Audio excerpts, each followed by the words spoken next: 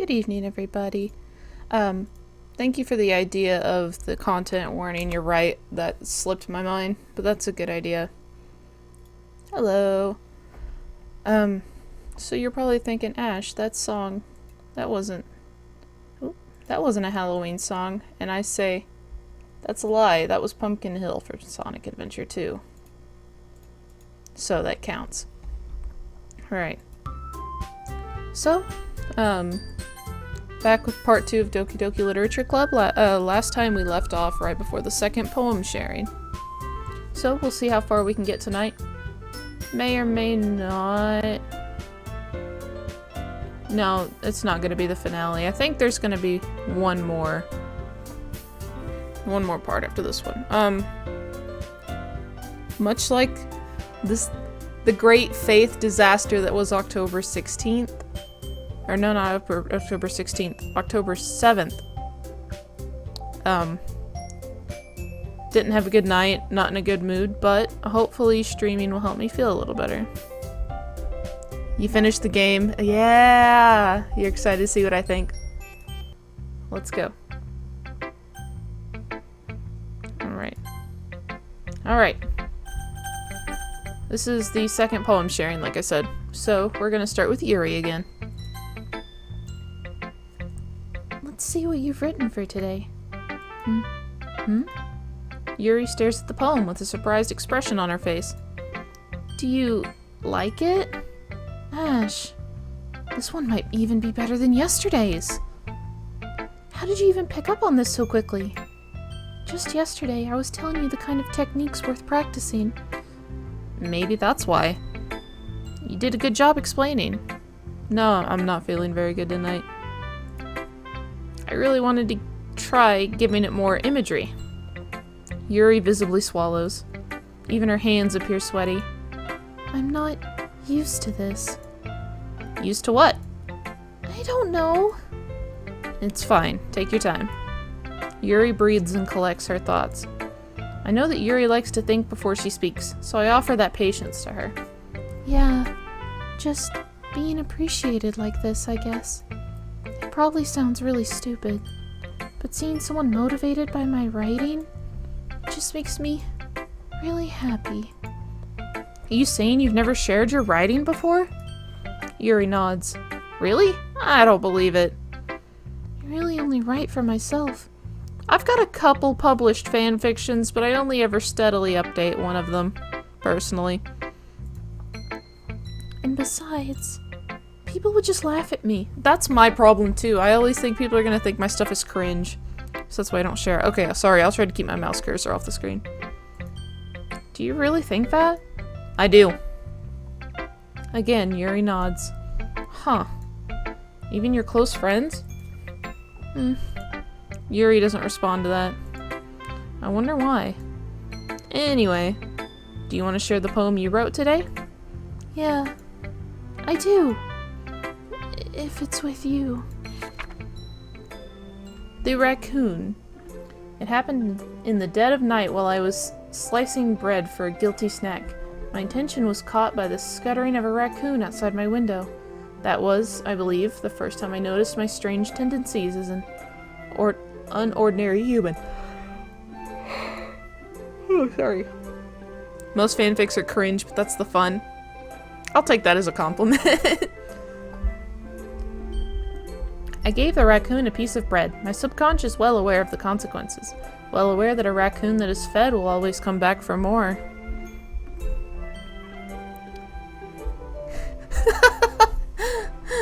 You're back again. OMG, Yuri, if you get flustered one more time, I might have to take you to a nice restaurant so we can share some spaghetti. I love that so much. The enticing beauty... Oh, shit. The enticing beauty of my cutting knife was the symptom. The bread, my hungry curiosity. The raccoon, an urge. The moon, increment... I think this is increments. Increments its phase and reflects that much more light off of my cutting knife. I'm having a stroke. Yuri is too shy for spaghetti. Okay, what would Yuri eat? What would Yuri like for a nice romantic dinner? the very same light that glistens in the eyes of my raccoon friend. I slice the bread, fresh and soft. The raccoon becomes excited. Or perhaps I'm merely projecting my emotions onto the newly satisfied animal. The raccoon is taken to following me. You could say that we've gotten quite used to each other. The raccoon becomes hungry more and more frequently, so my bread is always handy. Every time I brandish my cutting knife, the raccoon shows me its excitement. A rush of blood. Classic Pavlovian conditioning. I slice the bread, and I feed myself again.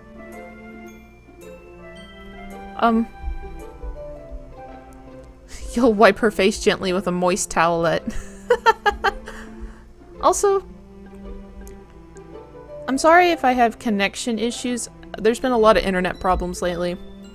Anyway, Yuri, your poem kind of scares me a little bit, but you seem very satisfied about that. I was a little more daring with this one than yesterday's. Girl, I can tell! A nice stir-fry, but not a saucy stir-fry. Yuri strikes me as a pad thai type girl, honestly. I could see that. It's a lot more metaphorical. I don't know if it's my fault, but I can't begin to imagine what this poem's about. That's right. It's a bit closer to my preferred writing style. Using the poem as a canvas to express vivid imagery and conveying emotions through them. Yeah, if I take it at face value, then I can't even figure out what it's supposed to mean. Well, I think it's something that different people can relate to in their own way. I wanted to express the way it feels for me to indulge in my more unusual hobbies. It's those sorts of things I'm usually forced to keep to myself. Oh, did it freeze?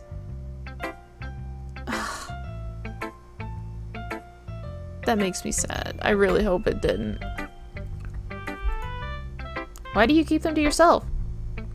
Because they're embarrassing, and people would make fun of me.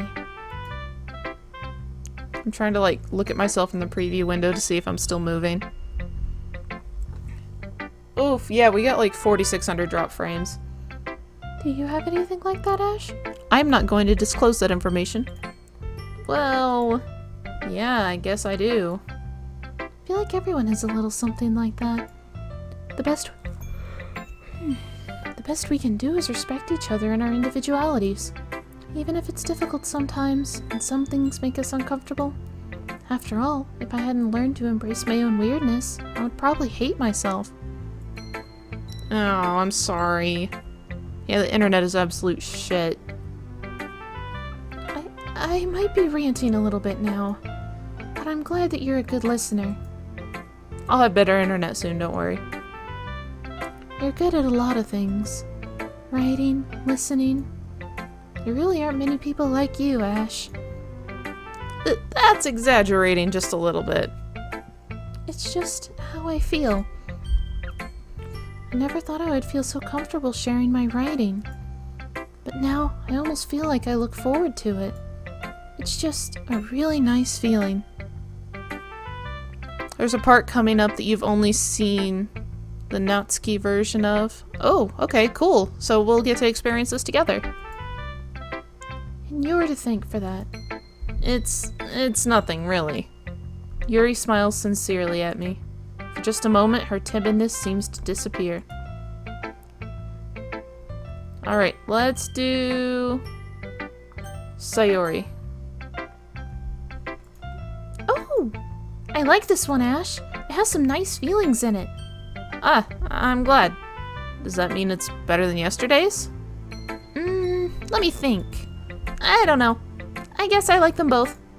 Hehehe. That's not very helpful, you know. Well, I'm not very good at figuring out if poems are good or bad. That's why I just go by my heart. Honestly, same. I read it, the words give my brain the happy chemical. I like it.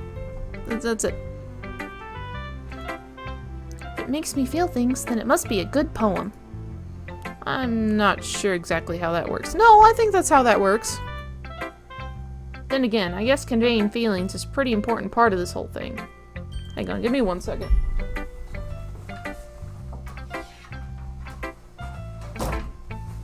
Sorry about that. I didn't realize my closet door was gaping open. Yeah, maybe. Honestly, I don't even know what kind of writing you like in the first place. Yeah. Me neither. Sayori is kind of like a cute little puppy.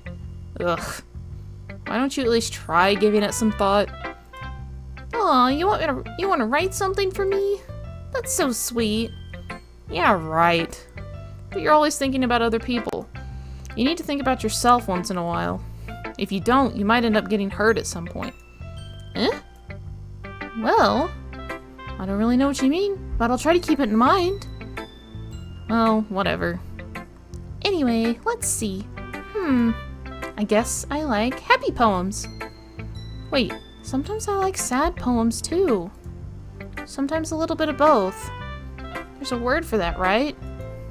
What's the word I'm looking for? Bittersweet. Yeah, I like things that are happy and things that are sad. Happy and sad? I can't see you liking something sad, Sayori. Well, I like happy the most. Sometimes when you have a little rain cloud in your head, a sad poem can give the rain cloud a little hug.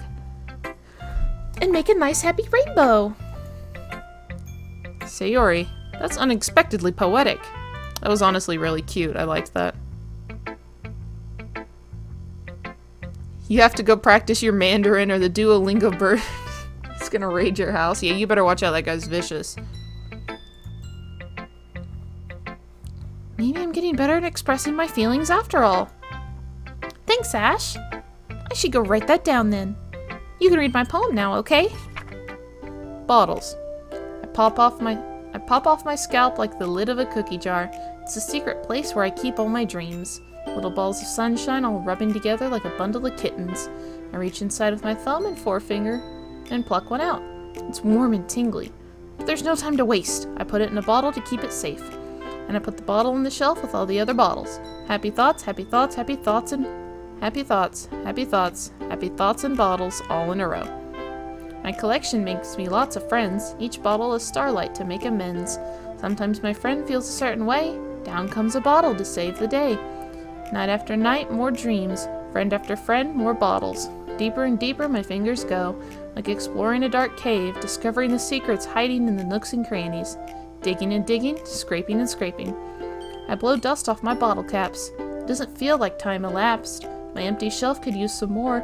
My friends look through my locked front door. Dang it. Finally, all done. I open up and in come my friends. In they come in such a hurry. Do they want my bottles that much? Oh, dang it.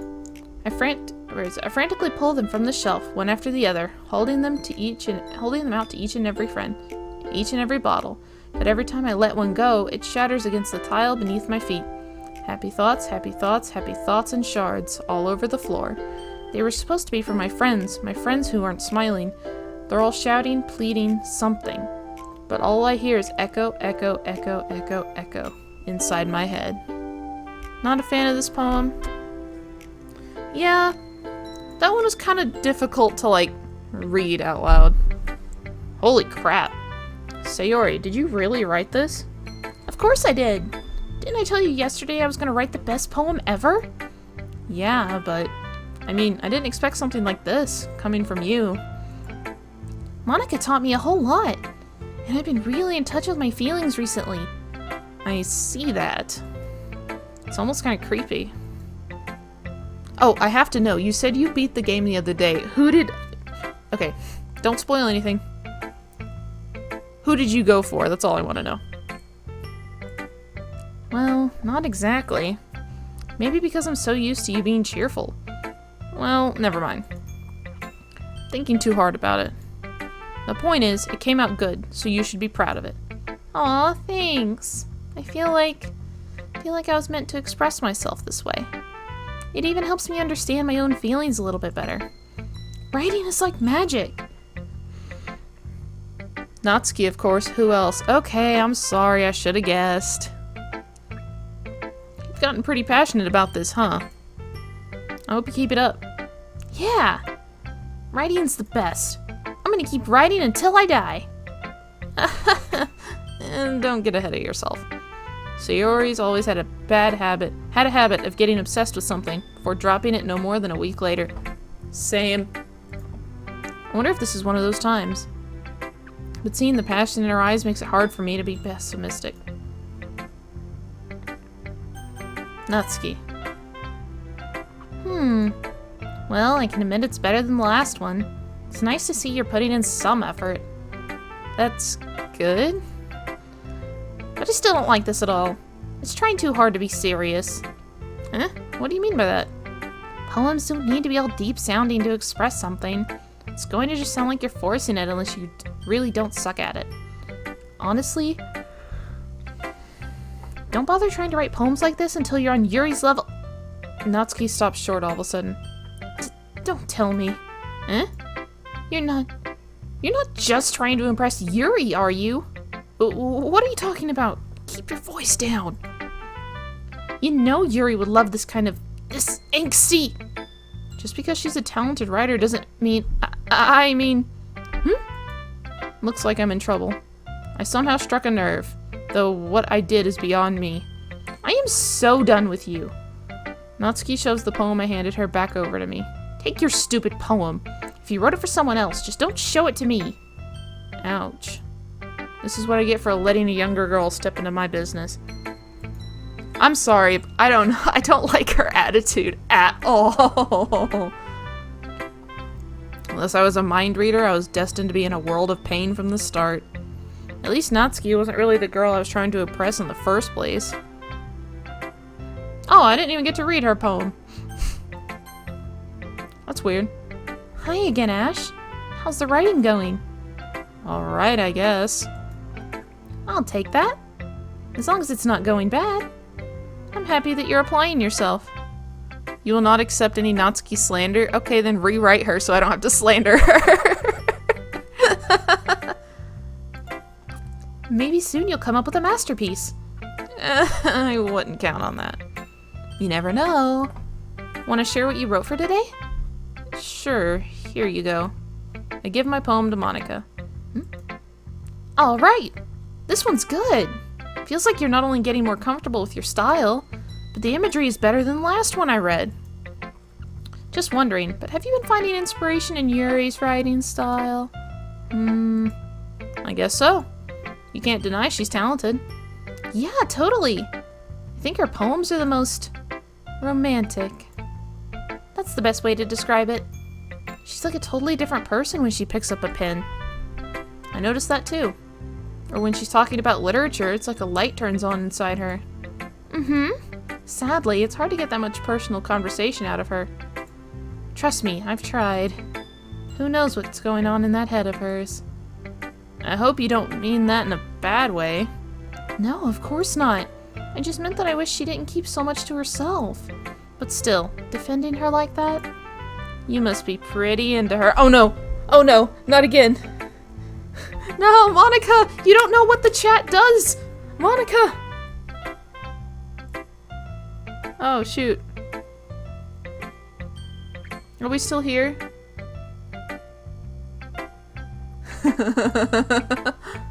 Okay, we're still here. Cool. No, chat! Monica snack.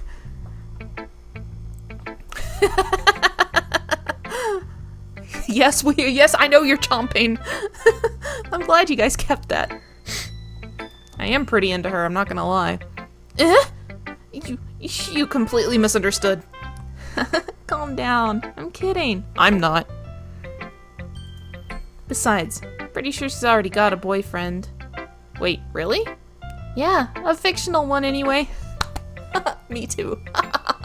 The booba must feed. No! Why did I say that? Why is that the chat message I read? You did this to me. Monica kind of whispers that last part to me. Monica, stop! It's just a hunch, but... Well, there's not really anything wrong with that. Oh, well, I know. I was just saying. But anyway, you want to read my poem now? You guys are hilarious. I like the way this one turned out, so I hope you do too. Alright, let's take a look. Save me. The colors, they won't stop. Bright, beautiful colors, flashing, expanding, piercing, red, green, blue, an endless cacophony of meaningless noise. The noise, it won't stop. Violent, grating waveforms, squeaking, screeching, piercing, sine, cosine, tangent, like playing a chalkboard on a turntable, like playing a vinyl on a pizza crust, an endless poem of meaningless. Load me. Load me. Dang it, Twitch.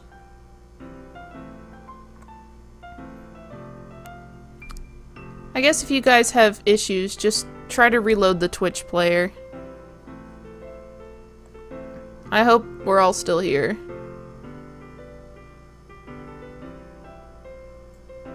Because I'm having issues.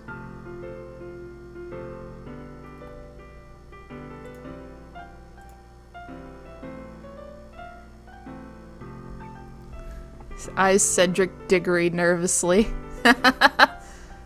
Why does it say load me though? I wanna... Yeah, no. Monica's fucking with my Twitch, guys. It's even more abstract than your last one, huh? No, Monica! All good from your end? Okay. I guess my Twitch is just screwing up. I guess it's just the way I write. I'm sorry if you don't like it. No, I never said that. It's just the kind of thing I've never really seen before, I guess. Kind of like playing with my space on the paper. Oh, it wouldn't let me hit load. It won't let me click load me. Chomps again. Choosing where and how to space your words can totally change the mood of a poem. I'll admit that load me. Man, that line hit different. It's almost like magic. The way I wrote the lines really short makes it feel like they're trying to speak over the noise. I see. Slurp? It's still hard for me to tell what it's about, though. Sometimes asking what a poem's about isn't the right question. A poem can be as abstract as a physical expression of a feeling, or a conversation with the reader. So putting it that way, not every poem is about something. Anyway, here's Monica's writing tip of the day. Sometimes you'll find yourself facing a difficult decision. When that happens, don't forget to save your game.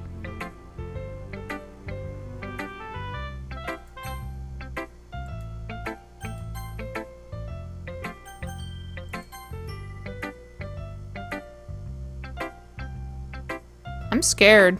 I'm scared. You never know when you might change your mind. Or when something unexpected might happen. Wait, is this tip even about writing? Girl, you tell me. You're the one who ended your poem with a load me that wouldn't let me load. What am I even talking about? A bitch I wish I knew. Yeah, what a tip, right? Ha ha ha. That's my advice for today. Thanks for listening. Okay. Okay, everyone. We're all done reading each other's poems, right? I have something extra planned today, so if everyone could come sit at the front of the room. Is this about the festival? Well, sort of. Ugh, do we really have to do something for the festival? It's not like we can put together anything good in just a few days. We'll just end up embarrassing ourselves instead of getting any new members. It's a concern of mine as well. I don't really do well with last-minute preparations. Don't worry so much. We're gonna keep it simple, okay? We won't need much more than a few decorations. Sayori's been working on posters, and I've designed some pamphlets we can give out during the event. Okay, that's great and all, but that doesn't tell us what we're actually going to be doing for the event. Sorry, I thought you heard about it already. We're going to be performing. Performing? Monica? Yeah, we're going to be having a poetry performance. Each of us are going to choose a poem to recite during the event. But the cool part is, we're going to let anyone else come up and recite poems too. Sayori's putting it all on the posters in case anyone wants to prepare ahead of time. Hee hee hee. Sayori, who's been coloring a poster, holds it up for us to see. Are you kidding me, Monica? You didn't already start putting these posters up, did you? Well, I did. Do you really think it's that bad of an idea? Well, no. It's not a bad idea, but I didn't sign up for this, you know. There's no way I'm going to be performing in front of a group of people like that. I agree with Natsuki. I could never, in my life, do something like that. Imagining it, Yuri shakes her head in fear. Guys. No, Sayori. I understand where they're coming from. Remember that Natsuki and Yuri have never shared their poems with anyone until just a few days ago. It's a lot to ask for them to recite their poems out loud to a whole room full of people.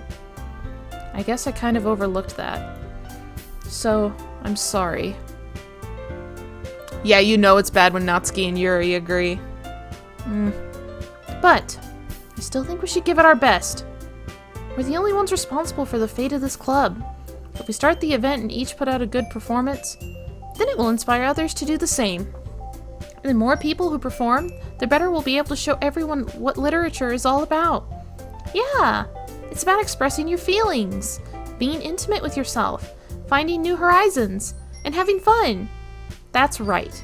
And it's those reasons that we're all in this club today. Don't you want to share that with others? No.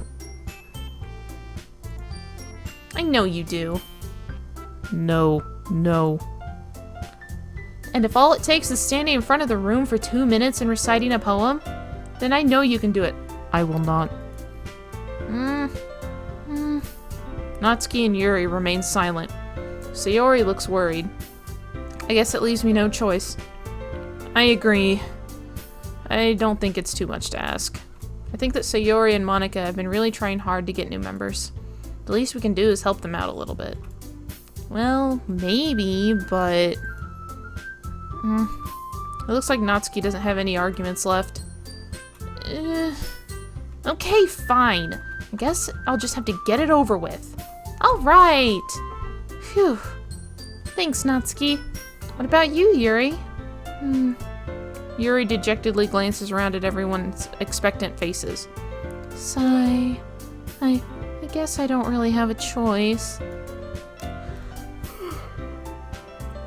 It is definitely too much to ask. Yeah, no, I absolutely, I would walk out right now. That's everyone. You're the best, Yuri. This club is seriously going to be the death of me. Oh gosh. You'll be fine, Yuri.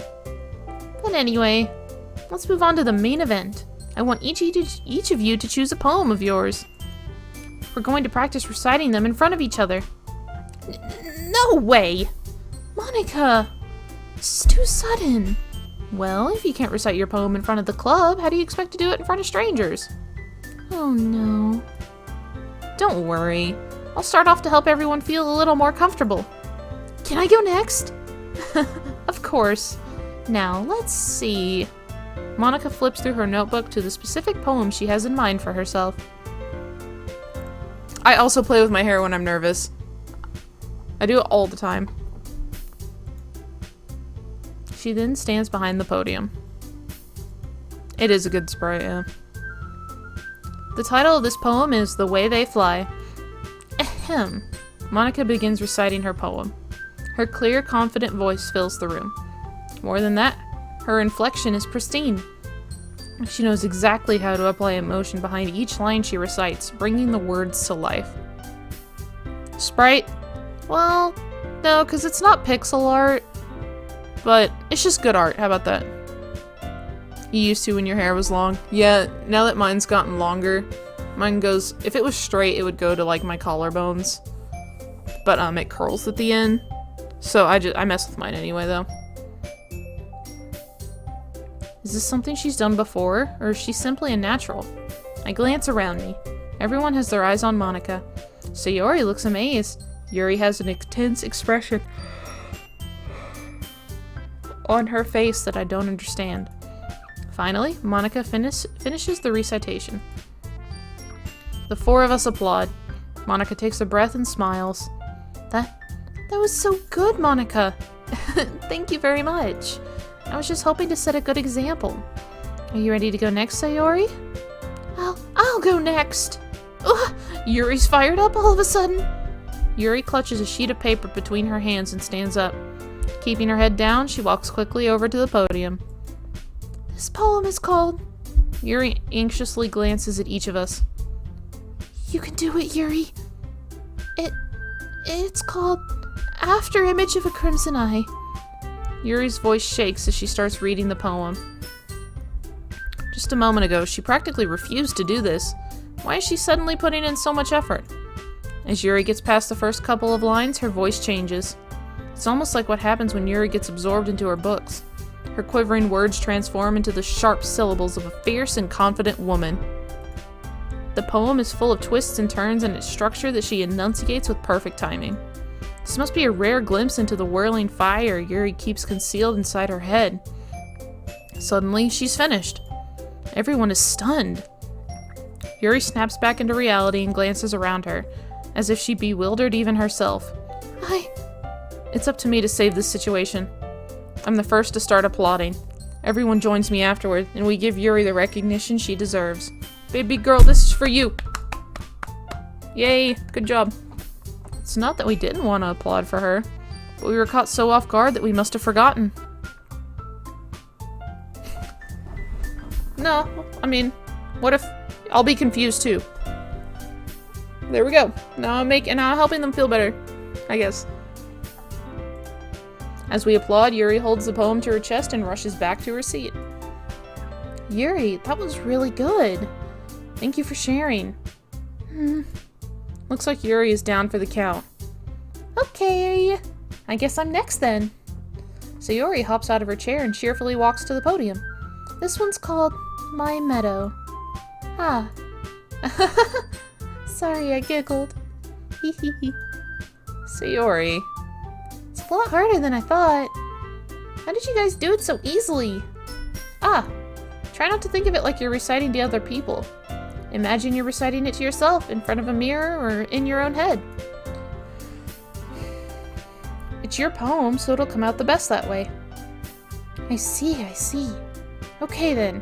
Sayori begins her poem. Somehow, it feels like her soft voice was made as a perfect match. The poem isn't aimlessly cheery like Sayori is. It's serene and bittersweet. If I were to read this poem on paper, I probably wouldn't think much of it. But hearing it come from Sayori's voice almost gives it a whole new meaning. Maybe this is what Sayori meant when she said she likes my poems. It's like I get to reach more deeply into someone I thought I knew through and through. Sayori finishes and we applaud. I did it! Good job, Sayori. Even Ash liked it. I guess that's a good sign. What does that even mean?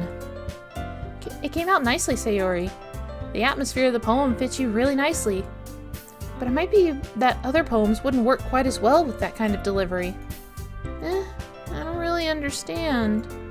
In other words, I've seen some poems of yours where that sort of gentle delivery wouldn't work as well.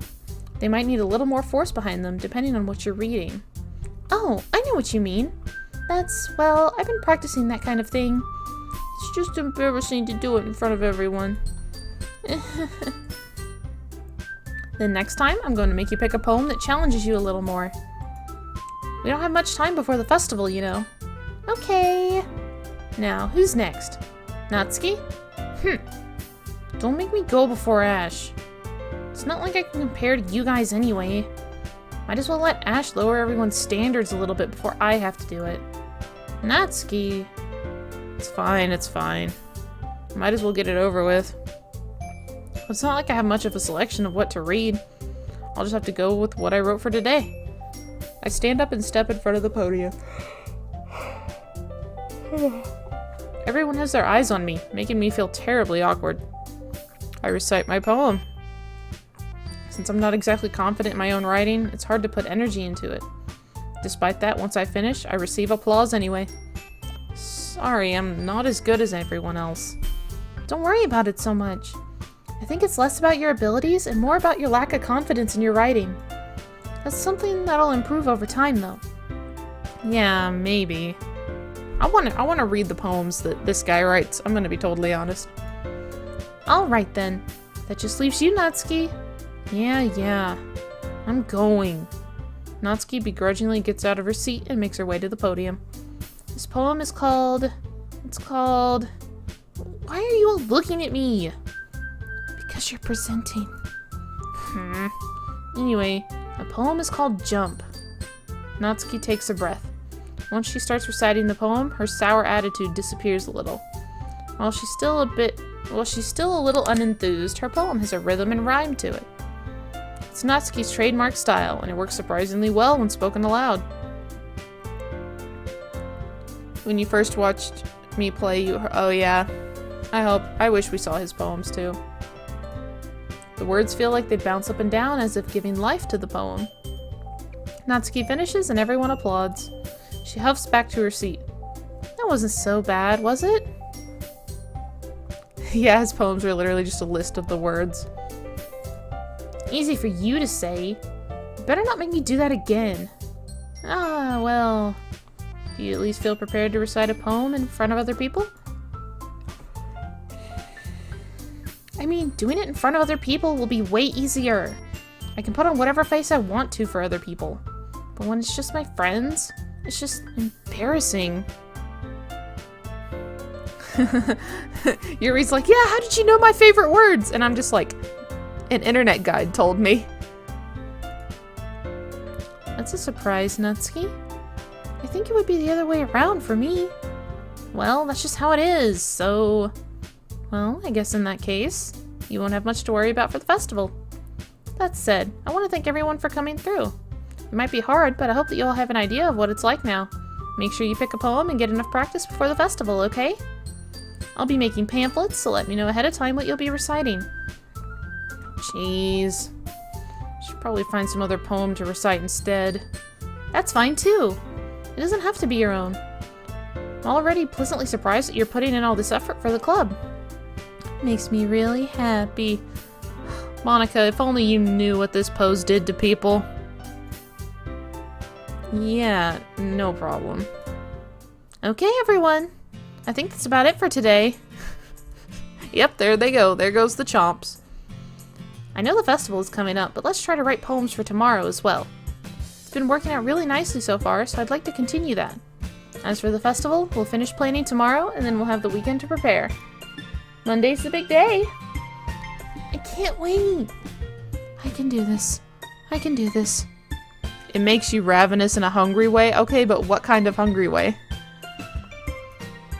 Alright. I stand up. There's no way I'll be able to find the same enthusiasm as Sayori and Monica, but I'll do my best to get through it. If it's for the sake of the club, and impressing Monica, then I'll have... We're not trying to impress Monica, we're trying to impress Yuri! Ready to go, Sayori? Yep! Look at you two, always going home together like that. It's kind of adorable, isn't it? Jeez, guys. Don't make such a big deal out of it. It must be a little nice, though. Well, how am I supposed to respond to that? It's okay, Ash. You don't have to say it. Whatever. Let's go already. In the you want to eat food way? Okay, but what kind of food? I walk home with Sayori once more. Even though it's only been a few days, a lot of things have already changed. But today, Sayori is being a little quieter than usual on the way home. Hey, Sayori. Oh, sorry, I was spacing out. Ah, no wonder. I was thinking about something from earlier. I like how we get to... I mean... Sayori fumbles with her words. So, let's just say that one day, Yuri asked to walk home with you. Huh? What would you do? I would walk home with her. Nibble, you are getting full. Are you trying to talk about Long Pig? Is that what you're trying to say? What kind of question is that? You're kind of putting me on the spot here.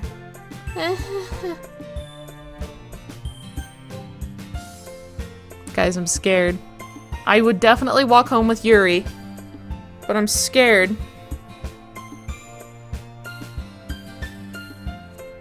Oh no. Oh no. My septum ring is itchy. Make my nose itchy, I'm sorry. You said Sayori? Okay, so if you said Sayori, I'm gonna say Yuri. Because we want to see new stuff. We want to see new stuff, don't we? I'm scared. Why do I feel scared? But yeah, you know I'll say Yuri. Yeah, you're right. Walking home with Yuri, huh? Why does the thought of that make my heart pound? I mean, given how hard it is for her to socialize. I would feel awful turning her down, so... Isn't she so beautiful and smart? That has nothing to do with what I just said. Ha ha ha, you admitted it. Jeez. There's not even any point in speculating something that's never going to happen. Well, maybe. But I just like to think about it. It's not long before you won't need me anymore, you know? Need you? Sayori. Can't figure out how you're seeing things in your head right now. Sorry. Everyone is different. Nobody in the club is a replacement for you. If you say so. The conversation trails off and I'm left feeling awkward. But it was kind of her fault for trapping me with such a weird question. Girl, what did she expect? Yeah, ayo, what the fuck? That's what I'm saying too. Like, what's going on? I can't just lie to her. But if there's something that makes her happy, I would hate to take that away from her. That's why I said there's no point in speculating. Then again, the festival is only a few days away. Who knows what will happen in that time? Is it time for another poem? Yep, alright, let me get my word guide. Come here, word guide.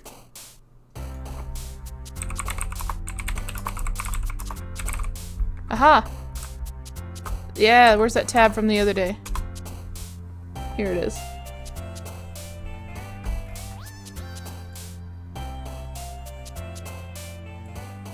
Oh my god.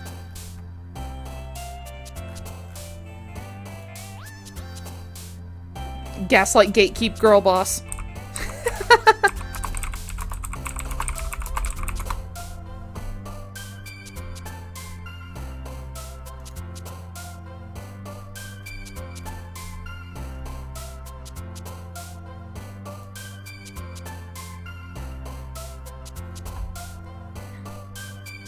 Oh, dang it.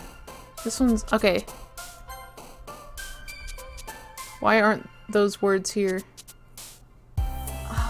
I'm trying to find it. Incongruent. Okay.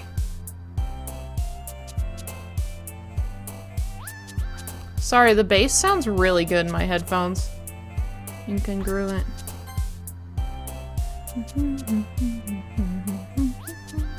I'm gonna try and get a perfect Yuri poem this time.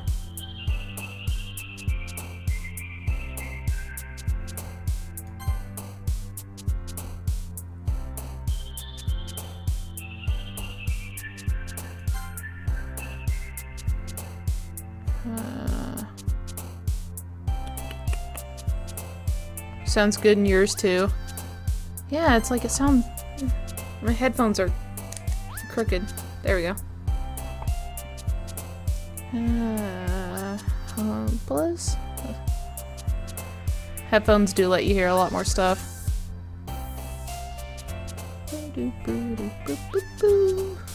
God, gosh dang it, I am trying so hard to read. I can't read! I want to get this right.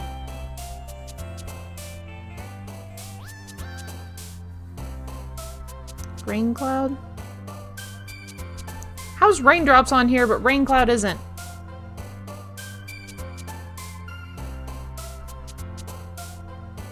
Uncanny.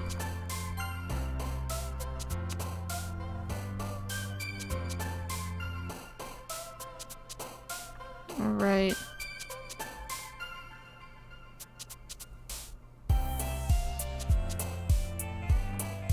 Pout?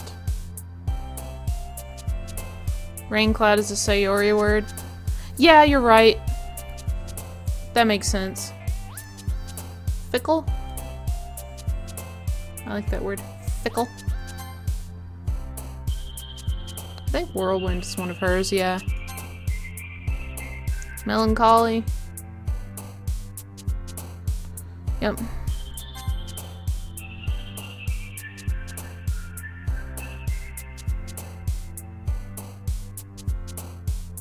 I'm just dancing over here. Captive? Captive.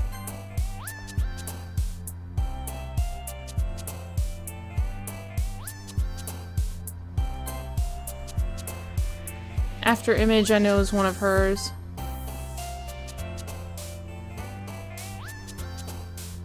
Misery, is that one? Starscape? Yes. Infallible. I like that word. And that's it. That's one of them.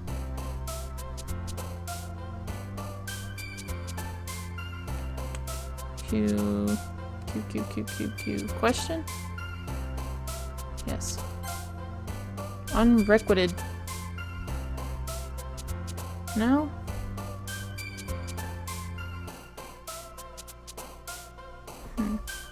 Desire? Yeah, desire. Fester is one of hers. I know that because I saw it on the list.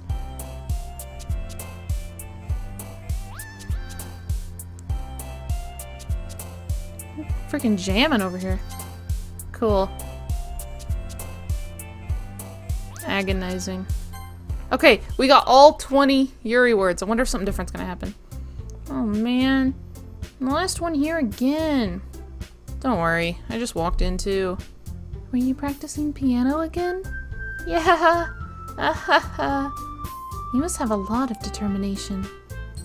Starting this club and now picking up piano? Dang it, come on. There we go. Well, maybe not determination, but I guess passion. Remember that the club wouldn't be here if it wasn't for all of you. And I'm super happy you're all willing to help out for the festival, too. Aw, I can't wait for the festival! It's gonna be great! Huh? Weren't you complaining about it just yesterday, Natsuki? Well, yeah. I'm not talking about our part of the festival. But it's a whole day of school where we get to play and eat all kinds of delicious food. You don't know if a perfect matters, you never got one? Well, I don't know if it matters either. I just thought it'd be fun to try. You sound a bit like Sayori all of a sudden. Monica, do they usually have fried squid? Squid? It's a pretty specific thing to look forward to. I don't know, I played Persona 5, there was a school festival and they had takoyaki. So, maybe. Oh, come on. Are you saying you don't like squid? I personally have never had it. You, of all people. Huh? I didn't say I don't like it. Besides, what do you mean by you of all people? Because it's right in your name. Monica. Oh no. Natsuki just wants those yum yums. Oh, Ika does mean squid in Japanese. It's not how you say my name at all. Also, that joke makes no sense in translation. I was about to laugh, but now I'm scared. What do you mean it makes no sense in translation, Monica? Ah, never mind. Let's just focus on our own event for now, okay? Fine, fine. Your reactions aren't as fun as Yuri's or Sayori's anyway. Excuse me. Where is Sayori anyway? Oh, there you are. Sayori is sitting at a desk in the corner of the room, looking down at nothing. I walk over to her. Hey, Sayori. I wave my hand in front of her face. No, damn it, Siri, no. Huh? You're spacing out again. Sorry. Don't mind me. You can go talk to everyone else. Huh? Is everything alright? Of course. Why wouldn't it be? Just feels like you're a little off. Sorry for assuming things. Jeez, you worry too much about me. Nom nom squiz. I'm fine, see? Sayori shows me a big smile. Don't let me distract you from having fun with everyone. Well, alright. If you say so. I worriedly glance at Sayori before turning back towards everyone else. But the conversation is already dispersed, with everyone back at their usual activities. Maybe I should ask Monica if she's noticed anything about Sayori recently. Since they've been preparing for the festival, they must be spending a lot of time together. I timidly approach Monica, who is shuffling through some papers at her desk. No, Sayori, we worry just the right amount. Yeah, I'm a little concerned. Ash, what's up? Hey, this might sound a little strange, but have you noticed anything up with Sayori recently? Anything up with her? In what way do you mean? Maybe I'm reading into it a little too much, but she seems a bit downcast today. Oh, you think so? I can't say I've noticed anything about her. Monica peers across the room at Sayori, who is idly dragging a rubber eraser up and down her desk. Maybe there is something on her mind. But I'm surprised I'm not the one asking you, Ash. You certainly know her a lot better than I do. Yeah, but She's never really like this. She's always talked to me about stuff that's bothered her. But this time, when I asked her, she was really dismissive. Sorry, I know it's not your problem. I just wanted to ask if you knew anything, so I'll drop it now. No. It's important to me too. I mean, I'm also friends with her. And I also care about the well-being of my club members, you know? Maybe I'll try talking to her myself. Huh? You sure about that? She seemed like she wanted to be left alone. You sure? Maybe she just has a hard time bringing it up with a person of interest. Person of interest? What do you mean by that? I'm saying that maybe the thing on her mind is you, Ash. Me? How on earth would you come to that conclusion? Well, I probably shouldn't say too much, but Sayori talks about you more than anything else, you know? Eh? She's been so much happier ever since you joined the club. It's like a little extra light was turned on inside of her. What? No way. Sayori is always like that. She's always been full of sunshine. God damn it, Siri. No. My phone keeps trying to turn on. I guess I need to enunciate better. It's not any different now than it always has been. You're so funny, Ash. Have you thought that maybe you've always seen her as so cheerful? Because that's just how she is when she's around you? I said too much. I'm sorry. What do I know anyway? I clicked through that, hopefully too fast. I didn't mean to jump to conclusions, so you should just forget about what I said. Nope, there's the chomps. We didn't escape them. I'll try to talk to her, so try not to think about it for now. You are chomping a lot tonight. Alright. Monica smiles meaningfully. I know she said to forget about it, but I already know that I won't be able to get her words out of my head. Monica stands up from her desk and walks across the room to where Sayori is sitting. I watch her kneel down next to Sayori and gently talk to her. Sorry. MCs are always oblivious to everything. Yep, exactly, because he's an anime protagonist. She's keeping her voice quiet so that I can't hear from here. I sigh and sit myself down. I know Sayori told me not to worry about her and to have fun with everyone else. But that's impossible to do when she's behaving like this. Exactly how much do I care about her that I'm letting this weigh me down so much? Now it feels like I'm the one behaving out of the ordinary. But there's nothing I can do besides wait for Monica. Why does it feel like I'm being watched? I glance around the room. Suddenly, I notice Yuri peeping at me from over her book. But she looks away just as quickly with a flustered look on her face. I realize that she won't get anywhere like this. I've never really seen Yuri approach anyone or start a conversation on her own accord. So I have no choice but to approach her myself. By now... Sorry. It's a little easier for me to do that. I stand up from my desk and sit in the one next to her own. I didn't mean to bother you or anything. Relax. You didn't even do anything. But I could tell that you wanted to be alone with your thoughts. Alone with my thoughts? How are you even able to tell I was thinking just like that? Well, it's something that I do a lot, so it wasn't hard for me to spot based on your posture and expression. Not that I was staring or anything. I didn't do anything creepy like that. In any case, I guess you were right. I'm sorry if I caused you any concern. Don't apologize. Your troubles are only the concern of those who willingly share in that concern. Of course, there are certainly those who find the most comfort in keeping to themselves. But if you would prefer to share what's on your mind, then I would be glad to listen. It's really not that big of a deal. I was just feeling a bit uneasy about Sayori. Sayori? Yeah, she seems a little off today, but when I asked her about it, she didn't want to admit it to me. so I can't help but wonder if something happened to her. Oh, that's quite romantic. Eh? Sorry. I didn't mean to say something stupid. It's not that. I just didn't want you to misunderstand. Sayori and I have just been friends for a long time, that's all. Ah, I see. Then perhaps it is unusual for her to be dismissive to you about her feelings. Or maybe I'm just reading into it a little bit too much. Ash, the world is full of meaning, often hidden deep beneath plain sight. And there are many untold mysteries behind every person, no matter how well you may know them. So you think that there might be something behind it after all? I think the Sayori is a very complex person. Her mannerisms on the outside don't always match what may be going on inside her head. She may not always know what she wants. I noticed her strange behavior today too, and I also feel some concern for her. But in your case, it looked like she was fully occupying your thoughts, wasn't she? Well, I guess that was the case. Sayori, she really means a lot to you, doesn't she? I guess. But you don't need to put it that way.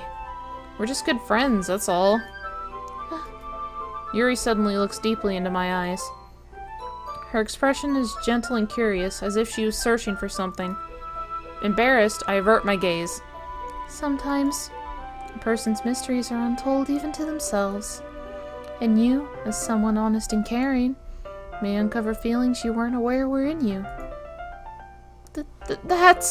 I think that she would be a very fortunate person to have you feel that way about her. Yuri, you're giving me too much credit. I'm a pretty simple guy, so I think I'm pretty good at understanding my own feelings. I'm not nearly as sophisticated as you. Yuri, you're making me feel so sad. That's not a compliment, is it? It is what it is. Anyway, as long as we're here, why don't we do some reading? Well, as long as you're okay with it. Yeah, I should be taking my mind off this whole thing anyway. That's exactly why I'm streaming right now. Okay, everyone. Oh, we didn't get to read. We didn't even get to read this time. Okay, go get your blanket. I'll see you in a minute. After some time passes, Monica calls out to the club room. Why don't we share our poems now? Before I know it, everything is back to normal. What's so... What did I miss? Is this my punishment for getting a perfect poem? Everyone goes to retrieve their poems, and I do the same. I make eye contact with Monica, and she smiles at me. I wonder what she was talking about with Sayori. Yuri! My baby! Ash, your writing has only improved in these last few days. Every poem you've shown me has been nothing short of spectacular. I can really feel the emotions. I'm a little envious, even. I don't think it ever came to me this naturally. Yuri, that's the wrong way to put it. This never did come naturally to me. But I've been able to improve so much thanks to you. You're really the example I was chasing after. Is that so? Yuri gently smiles to herself. This feeling. I'm so glad I got the chance to share my writing. I never thought it would feel like this. I remember you mentioning that yesterday. I can't believe that you're so good at something and you've never even shared it with anyone. It's kind of a shame. Maybe, but it's not like I really had a choice. What do you mean? Well, Yuri smiles sadly. Ash, during lunchtime, I eat by myself. Did you know that? It's a great time to find a quiet spot and do some reading. In fact, I always have some books with me. You could say I really enjoy reading. Well, that's one way to put it anyway. But books are so full of amazing and inspiring people. People you want to fall in love with, or people you just know would make a really good friend. Ooh, this is getting really emotional.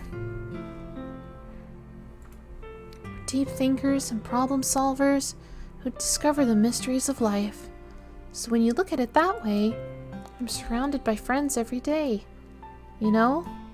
And those friends don't laugh at me. They don't tease me for spacing out all the time.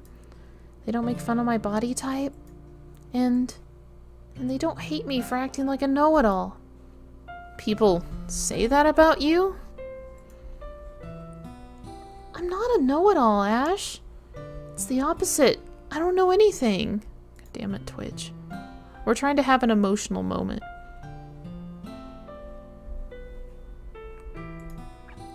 I don't know how to talk to people. I don't know how to make people see me as normal. I don't even know how to make myself happy. I have all these feelings, and all I can do with them is read and write. But it wasn't until now that I started sharing it with you that I really understood what was missing all this time. But I haven't really done anything. No, that's wrong. Just being patient and respectful, that's really important to me. I know I'm a difficult person, Ash. I speak too slowly. I second-guess myself all the time. I read too deeply into things. But every time, you've always treated me just like anyone else. It's because you're my favorite character. It's so rare that I feel comfortable with myself when I talk to others. But that's why every time I talk to you, I just feel really happy. I see. Well, I treat you how you deserve to be treated, Yuri. And if other people don't see it that way, then screw them. I mean, I joined this club hoping I would make friends. And I would say I've had at least one success. I'm gonna cry! Yeah, why do people hate Yuri? If you put it that way, yeah. We really are friends now, aren't we? Yuri puts her head in her hands. But this time, she's smiling as she does it. Do you want to show me your poem? Yeah, I do. Let me get it for you. Ghost Under the Light Part 2. The tendrils of my hair illuminate beneath the amber glow, bathing. In the distance, a blue-green light flickers. A lone figure crosses its path, a silhouette obstructing the eerie glow. My heart pounds. The silhouette grows. Closer, closer. I open my umbrella, casting a shadow to shield me from visibility, but I am too late. He steps into the streetlight. I gasp and drop my umbrella. The light flickers. My heart pounds. He raises his arm. Time stops. The only indication of movement is the amber light flickering against his outstretched arm. The flickering light is in rhythm with the pounding of my heart, teasing me for succumbing to this forbidden emotion. Have you ever heard of a ghost feeling warmth before? Giving up on understanding. I laugh. Understanding is overrated. I touch his hand. The flickering stops. Ghosts are blue-green. My heart is amber. Aww. Oh yeah, the script writing is like god tier. Finishing the poem, I start to hand it back to Yuri. But instead of taking it from me, she looks away. Do you dislike it? Ah, no, of course not. I don't really know how I should respond. Despite Yuri's poems being usually cryptic, it wasn't hard to figure out what this one was about. I don't know if I'll be able to explain this one. That's fine. I understand this one. Oh, it's about me! Oh. Yuri's having an even harder time speaking than usual. Does this one mean a lot to you? Yuri nods. I'm not really good with words, but I'm happy that you shared it with me. It's about me! So, thank you. And I hope we keep spending time together. Despite my inability to make eye contact, I see a faint smile emerge on Yuri's lips. I once again try to hand the poem back to her. But instead, Yuri takes my hands and pushes them back towards me. I hesitate in response to her warm touch. You can, the poem is... Once again, Yuri fails to form a complete sentence. You mean I can keep it? Yuri nods. I'd love to. Again, Yuri faintly smiles, as if she doesn't want me to notice. You always make me feel nice. I know I'm not good with people, but I hope that I can return the favor sometimes. Yeah, don't worry. I think you do a good job. Yuri finally turns back towards me. I guess we should move on before Monica says something. But I'm sure we can talk again later. Yeah, I'm sure we will. With that, Yuri timidly smiles at me, and I return to my seat so I can put her poem away. Oh, that was so nice. Sayori. No! Stop! I don't even have that much of an accent. It's nice, I guess. Come on, I can already tell you don't like it. Well, you don't need to worry about what I think. After all, you wrote this for someone else, didn't you? Is this dialogue you only get if you get a perfect poem? Like, I've never played this game before, but I on purpose got words for like only Yuri. So I wonder if this is something you only see if you get a Yuri poem. Oh, you got it too? Okay. So no? Okay. That's fine. Probably Yuri. Eh? I didn't write this for anyone specifically. Maybe. That's not really what I meant, though. But it's okay. You're making new friends, just like I was hoping. That makes me really happy. And you're happy too, right? In this club? Well, of course I am. Good. That's all that matters to me. Thank you, Ash. Sayori? Is there something wrong? Huh? No, nothing. Just a little tired today. Alright. Just tell me if you need anything. I will. Don't worry about me, okay? You can go play with everyone else now. If you insist. Yay! I want to go home a little bit early today. Sayori? Tell Monica I wasn't feeling well, okay? I'll see you tomorrow! Before I can say anything else, Sayori cheerfully walks out of the classroom, humming to herself.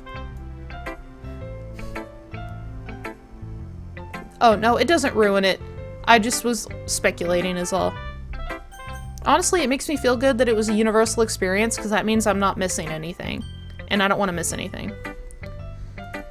Natsuki. Yeah, no thanks. You didn't even... Next! What the hell is happening? Monica. Hi, Ash. Have you thought about what you want to submit to perform at the festival? Well, being in this club is one thing. Performing in front of a bunch of people... Yeah, damn, what the fuck? That's what I'm saying! What the hell, man? I'll have to give it some more thought. Okay, no pressure. Whatever you do, I'm sure it'll turn out great. It would also make me happy to see. Anyway, let's take a look at today's poem. Sure. I'll let Monica take the poem I'm holding in my hands. Yeah, that was cold even for Natsuki. Your style's gotten so refined, Ash. Yuri's been teaching you a lot of things, hasn't she? Well, I guess so. Yeah, I've been noticing how much time you spend with her. I think I've heard her say more words these past couple days than she's talked in the whole year. Not sure how you did it. That's pretty impressive. Well, she just needs some patience and a way to talk about all the things in her head, I guess. I'm still getting the hang of it myself. You're certainly putting in a lot of effort. You must really like her. That's... No, Monica, please! It's awfully suspicious, you know. Spending time with her in the club room every day. Reading the edgy novel with her. Well, I just feel bad that she has a hard time socializing. Makes me want to make sure she doesn't spend all her time alone. Besides, the novel isn't too bad either, you know? Alright, I get you. Just be careful, alright? I know that Yuri isn't used to opening herself up. So if something bad happens while she's vulnerable, then it could be really hard for her. Her books aren't a total escape from reality. They're just a bandage. You say that like I'm gonna hurt her. Sorry, I didn't really mean that. If anything, she might accidentally hurt herself. Anyway, I'll share my poem with you now, alright? I'm glad you guys are keeping up with the chomps. Alright. The lady who knows everything. An old tale tells of a lady who wanders Earth, the lady who knows everything. A beautiful lady who has found every answer, all meaning, all purpose, and all that was ever sought. And here I am, a feather. Lost adrift in the sky, victim of the currents of the wind. Day after day, I search. I search with little hope, knowing legends don't exist. But when all else has failed me, when all others have turned to what? Stop! A legend is all that remains. The last dim star glimmering in the twilight sky. Until one day, the wind ceases to blow. I fall. And I fall and fall and fall even more. Gentle as a feather. A dry quill, expressionless. But a hand catches me between the thumb and forefinger. The hand of a beautiful lady. I look at her eyes and find no end to her gaze. The lady who knows everything knows what I am thinking. Before I can speak, she responds in a hollow voice. I have found every answer, all of which amount to nothing. There is no meaning, there is no purpose, and we seek only the impossible. I am not your legend.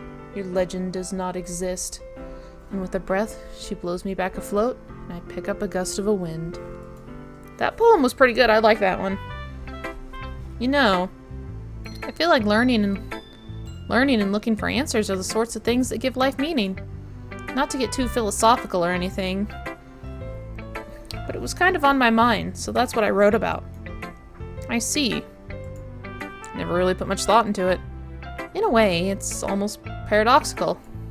Because if we had all the answers, wouldn't the world start to lose its meaning? You know, there's one thing I noticed. It seems like everyone in the club prefers writing about things that are more sad than happy. Are you surprised? I mean, if everything was okay, we wouldn't really have anything to write about, would we? Humans aren't two-dimensional creatures. I think you'd know that better than anyone. You mean one-dimensional? Yeah, that! Monica, what do you mean? Anyway, here's Monica's writing tip of the day. I'm scared. Are you ever too shy to share your writing because you're afraid it's not that good? It can be really disheartening to get a lukewarm response to something you put so much into. But if you find other people who enjoy writing, then sharing becomes a lot easier. Because instead of just telling that your writing is good or okay or bad, they'll want to focus more on everything that went into it and the things you can work on. It's much more encouraging that way, and it will make you want to continue improving. It's almost like having your own little literature club, don't you think?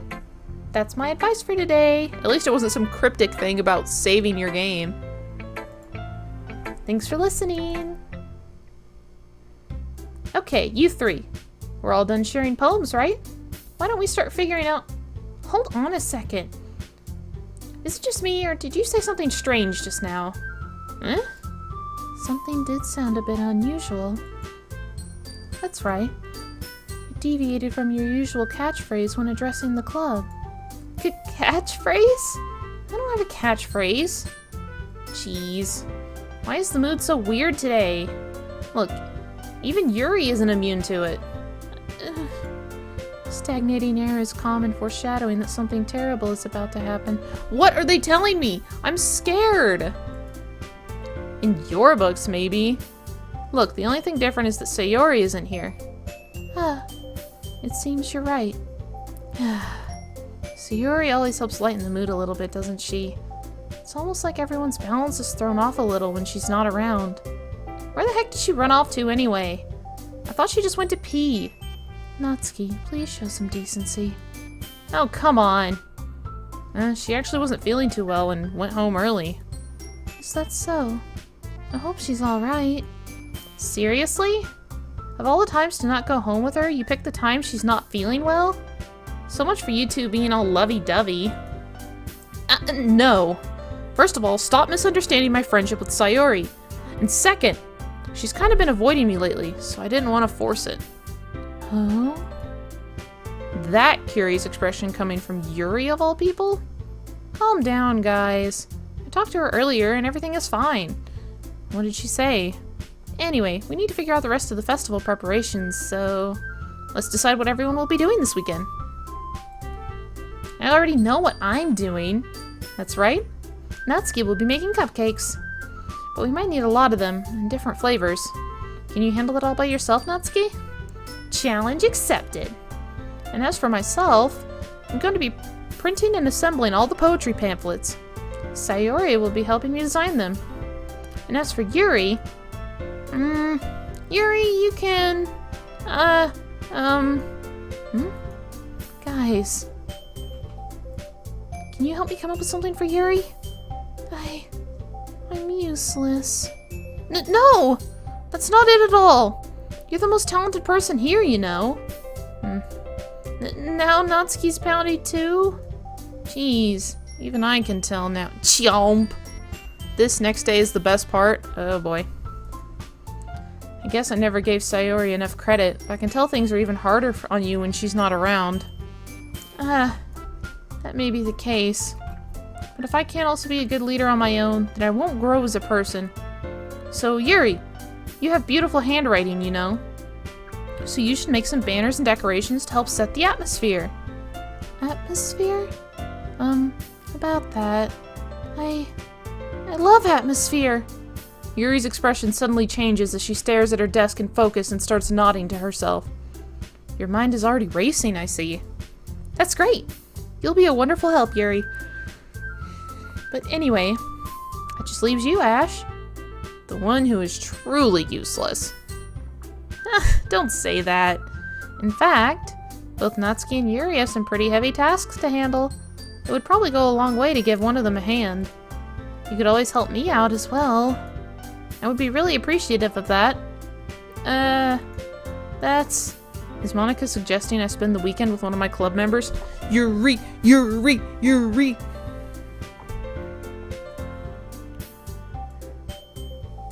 How on earth are they going to respond to a suggestion like that? I suppose I wouldn't mind a bit of help. Well, even if you don't know how to bake, there's always some dirty work I could give to you. It's not like Monica's going to give me a choice, and you shouldn't be sitting on your butt anyway. Natsuki tries to mumble a bunch of excuses like that. If I recall, Natsuki, you mentioned that you would like to handle the baking on your own. Ash may not like to be around if you only make him out to be a nuisance. So therefore, he may be more suited in assisting with decorations. Hold on, I never said that. How hard could it be to make a few decorations anyway? Sounds more like you're just making excuses for Ash to... What are you saying? It'll be extremely meticulous work. And baking isn't? Just what do you think? Guys, let's settle down for a moment. In the end, I think it's up to Ash to decide how he'd like to contribute. Besides, he hasn't really gotten the chance to spend any time with me yet, you know? And I won't. So I'm sure he's interested in... You literally just said... I am surprised as well. Sorry. I was just saying, though. Jeez. Can we just settle this already? Yeah. Oh, yeah, she did the pose. Ash, you're okay with this, right? In the end, it's up to you. Of course. Very well. In that case, everyone looks straight at me. Oh.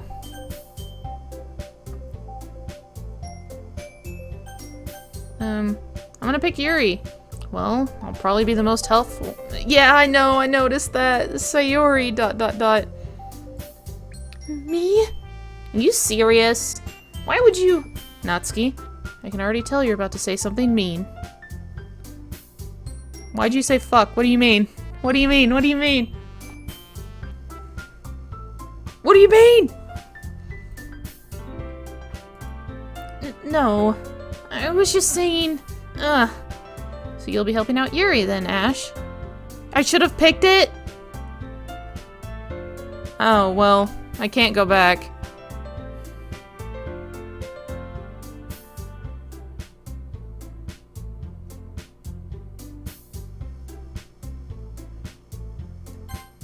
No, that was like an hour ago.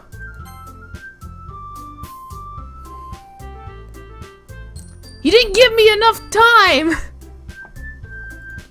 Yeah, that's what I'm gonna do. I'm glad. I have a bad habit of overthinking these sort of things. I'm not spoiling.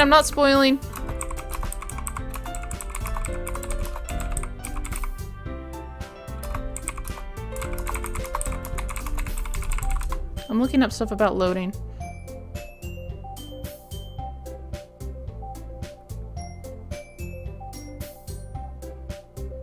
What am I doing? Oh, I was looking stuff up about loading. There's no way to, like, just go back, like, half a second or something. Or to, like, there's literally no way to go back. So I think your assistance will be very useful. I guess it's my fault. I guess we'll see what happens. It's great to hear. Natsuki, will you be able to handle the baking yourself? I mean, yeah. I already said I would be fine. Okay. Everyone can tell that Natsuki is feeling a little sour. So, is that everything we needed to go over? Yeah, that should be about it. You guys excited? Well, excited may not be the right word. But I suppose I'm looking forward to it a little bit. Do you feel the same way, Ash? Me? I guess you could say I'm interested to see how it'll turn out. It's good enough for me. Hold on. I'm gonna text my reliable source and be like, they know not to spoil it for me, but I'm gonna be like, is there a reason my chat is freaking out?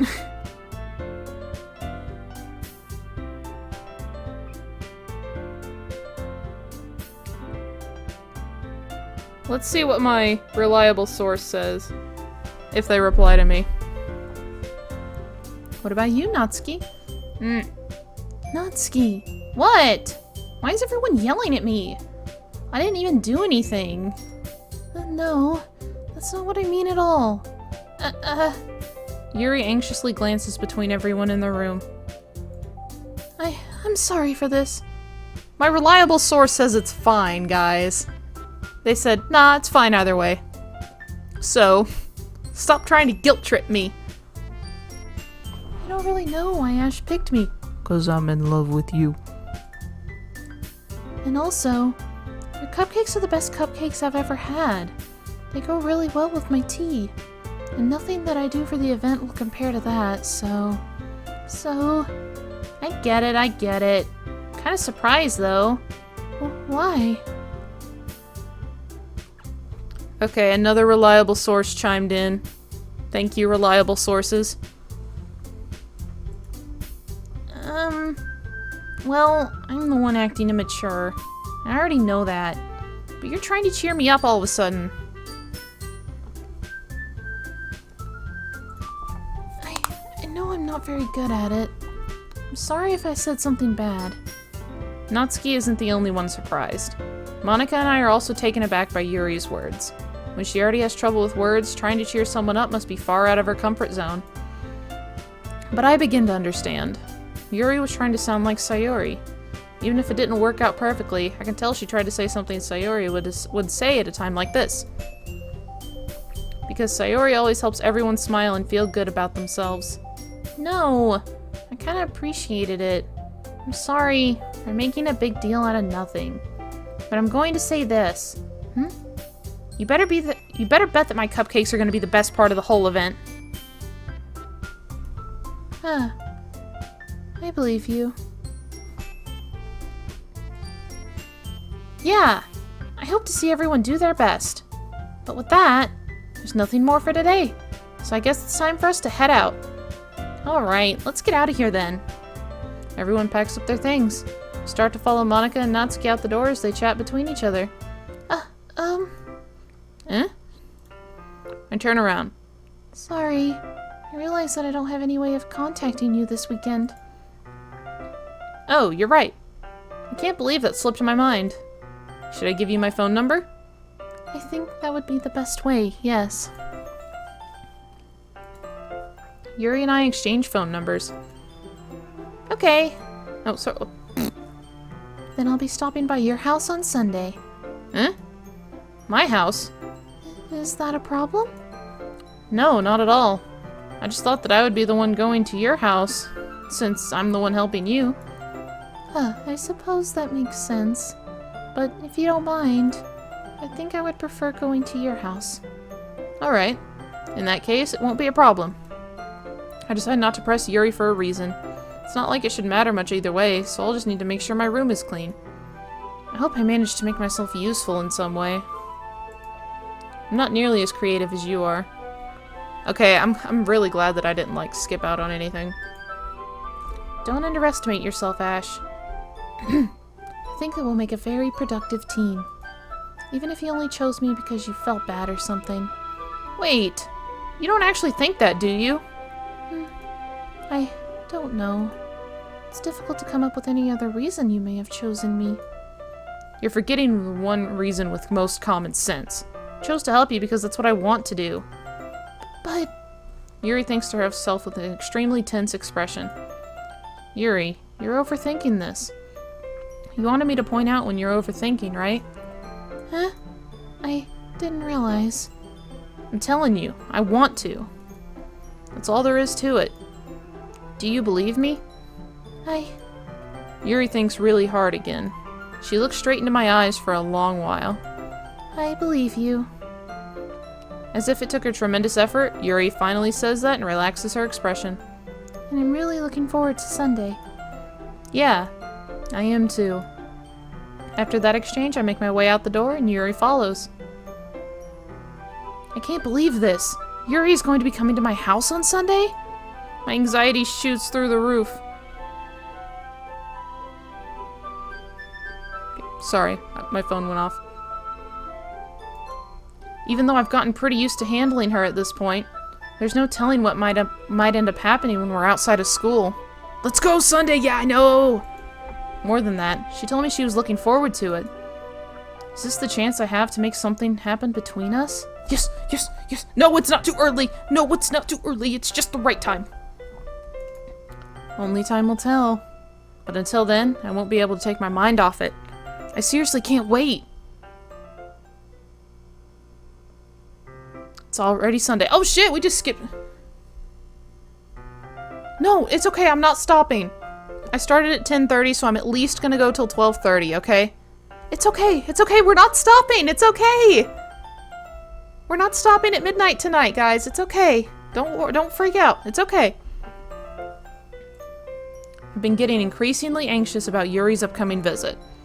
I keep telling myself there's no reason to be nervous, but it doesn't help much. Makes me feel really happy you didn't want me to stop streaming, though. That makes me feel good. Yuri is clearly an introvert, and also an intimate person in general. There's no doubt that she'll open up a little bit when it's just the two of us. Meanwhile, we've been texting occasionally. She was extremely apprehensive at first, but it wasn't long before I was already learning more about her. We should leave off at a good place if we stop at 12:30. Okay. Without spoilers, of course, if I'm getting to a point where something big's about to happen and it's like right before 12:30, then we wish for peak romance. Yeah, okay, we're peak romance. But feel free to tell me if I'm at a good stopping point or I'm about to get to a good stopping point. I would appreciate that if I don't get there myself. But putting Yuri aside, I haven't heard a thing from Sayori since she left the club early the other day. It's not like we text each other all the time or anything, but I've been worried about her in the back of my mind. Between what Sayori said, and what Monica said, is it really okay for me to put Sayori's feelings aside when she might need me?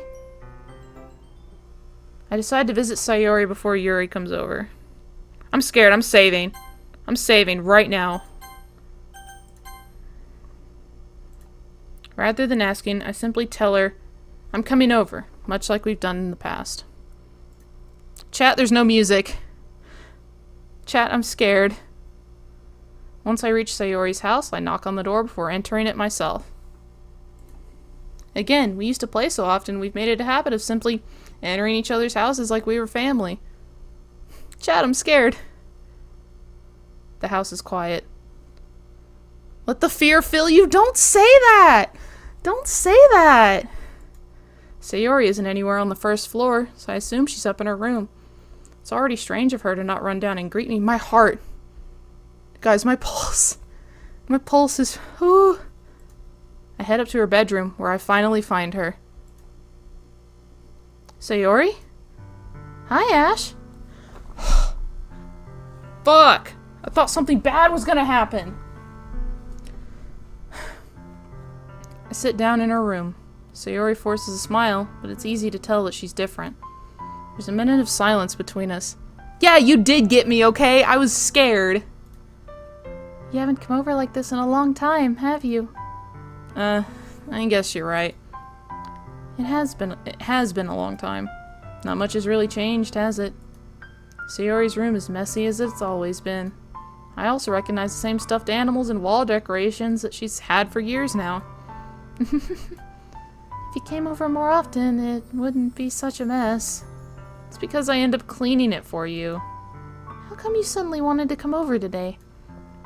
Aren't you supposed to see Yuri today? Yeah, but... Wait, how did you know that? Sayori had already left by the time we decided that last meeting. No, Siri, stop it. Monica told me. It's only natural for her to keep me informed about the festival preparations, right? Ah, that's true. But what about you? Aren't you going to be helping Monica today? Of course. But I'm just helping her online. We didn't plan to meet up or anything. Might as well shut off your phone or something. Yeah, I know, but... What if I need my reliable source? Ah, so it's just me and Yuri then. Yep. There's more silence between us. Sayori stares in a random direction. Everything about her behavior is really uncharacteristic. I finally get to the point. I just wanted to see how you were doing after you left on Friday. When something's wrong, you can't hide it from me. I know you too well. So, Sayori smiles, shaking her head. That's no good, Ash. Eh? Why can't it just be like it's always been? This is all my fault. If I didn't get so weak and accidentally express my feelings, if I didn't make that stupid mistake, then you wouldn't have been worried about me at all. You wouldn't have come here. You wouldn't have ever been thinking about me right now. But this is just my punishment, isn't it? Girl, what are you talking about? I'm worried about you! Getting punished for being so selfish. I think that's why the world decided to have you come over today. Just wants to torture me. Sayori! I grab Sayori by the shoulders. Espresso? What on earth are you saying? Are you listening to yourself right now? I know something happened to you. There's no other explanation for you to be like this. So tell me already. Until I know, I won't be able to stop thinking about it. Sayori gives me an empty smile. You really put me in a trap, Ash. But you're wrong. Nothing happened to me. I've always been like this. You're just seeing it for the first time. Seeing what? What are you talking about, Sayori? You're really just gonna make me say it, aren't you, Ash? I guess I have no choice this time. The thing is, I've had really bad depression my whole life. Did you know that? Why do you think I'm late to school every day? Because most days, I can't even find a reason to get out of bed. What reason is there to do anything when I fully know how worthless I am? Why go to school? Why eat? Why make friends? Why make other people put their energy and caring to waste by having them spend it on me? That's what it feels like. And that's why I just want to make everyone happy. Without anyone worrying about me. I'm in shock. I'm in shock. I want to give her a hug too. I can't even figure out how to respond. How is it possible that Sayori kept this from me the entire time that I've known her? Does she really want so badly for me to just not think about her? Why, Sayori? Huh? Why is it that you've never told me about this? It almost feels like I've been betrayed as your close friend. Because if I knew, I would have done everything I could to support you. Even if there's only so much that I could do, I would have tried a little bit harder to make every day a little bit better for you. That's why I'm your friend. All you had to do was tell me. You don't understand at all, Ash. Why do you think I didn't tell you? Because if I told you, then you would have to waste effort caring about me instead of doing important things. I don't want to be cared about. It's bittersweet. People try to care about me. It feels nice sometimes, but it also feels like a bat being swung against my head. That's why I wanted so badly for you to make friends with everyone else.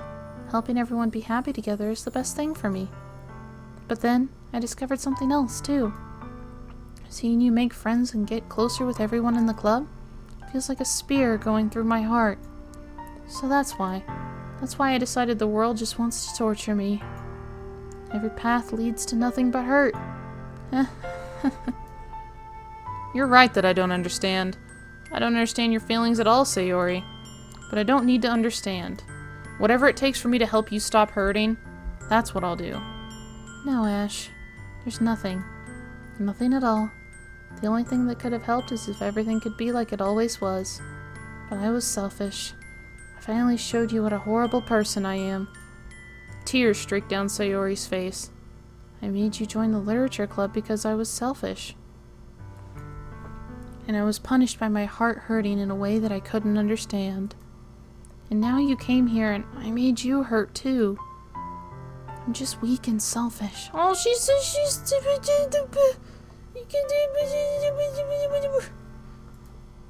That's all I am. And that's why I'm going to accept these punishments. God fucking damn it, Sayori. I know, I'm gonna cry! Because I deserve every last one. Without thinking, I once again grab Sayori's shoulders. This time, I pull her into a tight embrace.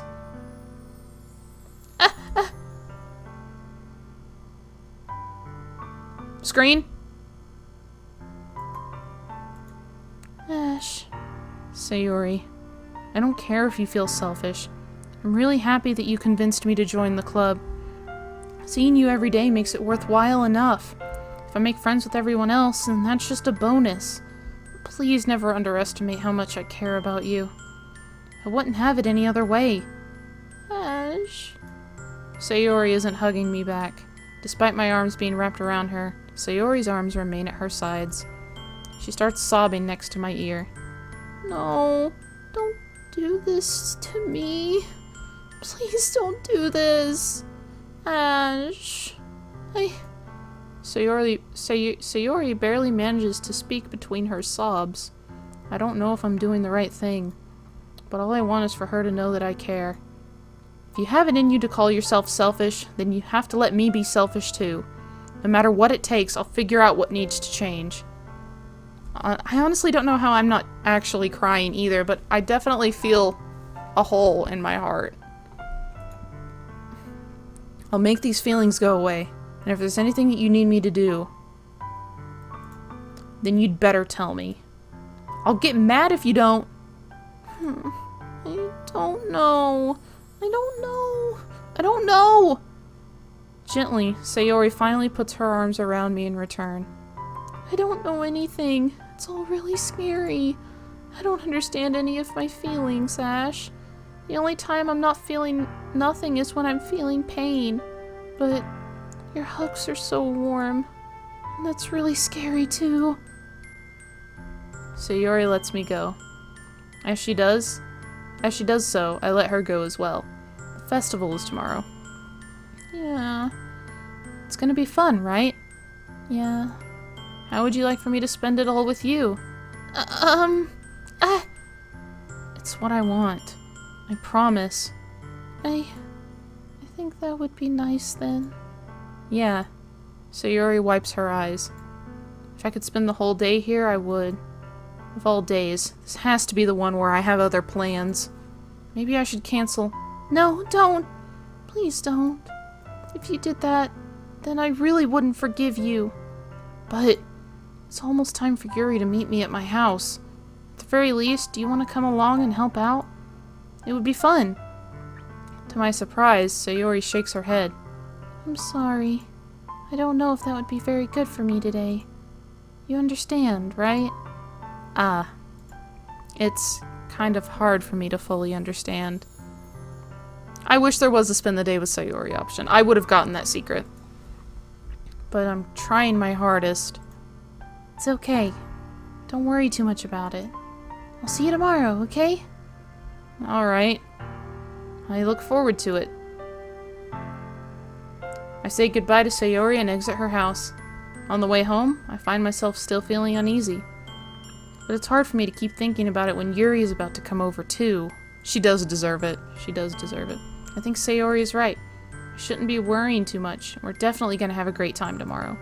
I should just focus on what's ahead of me. As I approach my house, I see something that makes me feel a moment of panic. Yuri? Oh! Sweaters make me weak. I'm sorry. Thank goodness. You're a little early. I'm sorry I wasn't home yet. Were you waiting a long time? No, I just got here. But I started to get really nervous when no one answered the doorbell. You always could have texted me.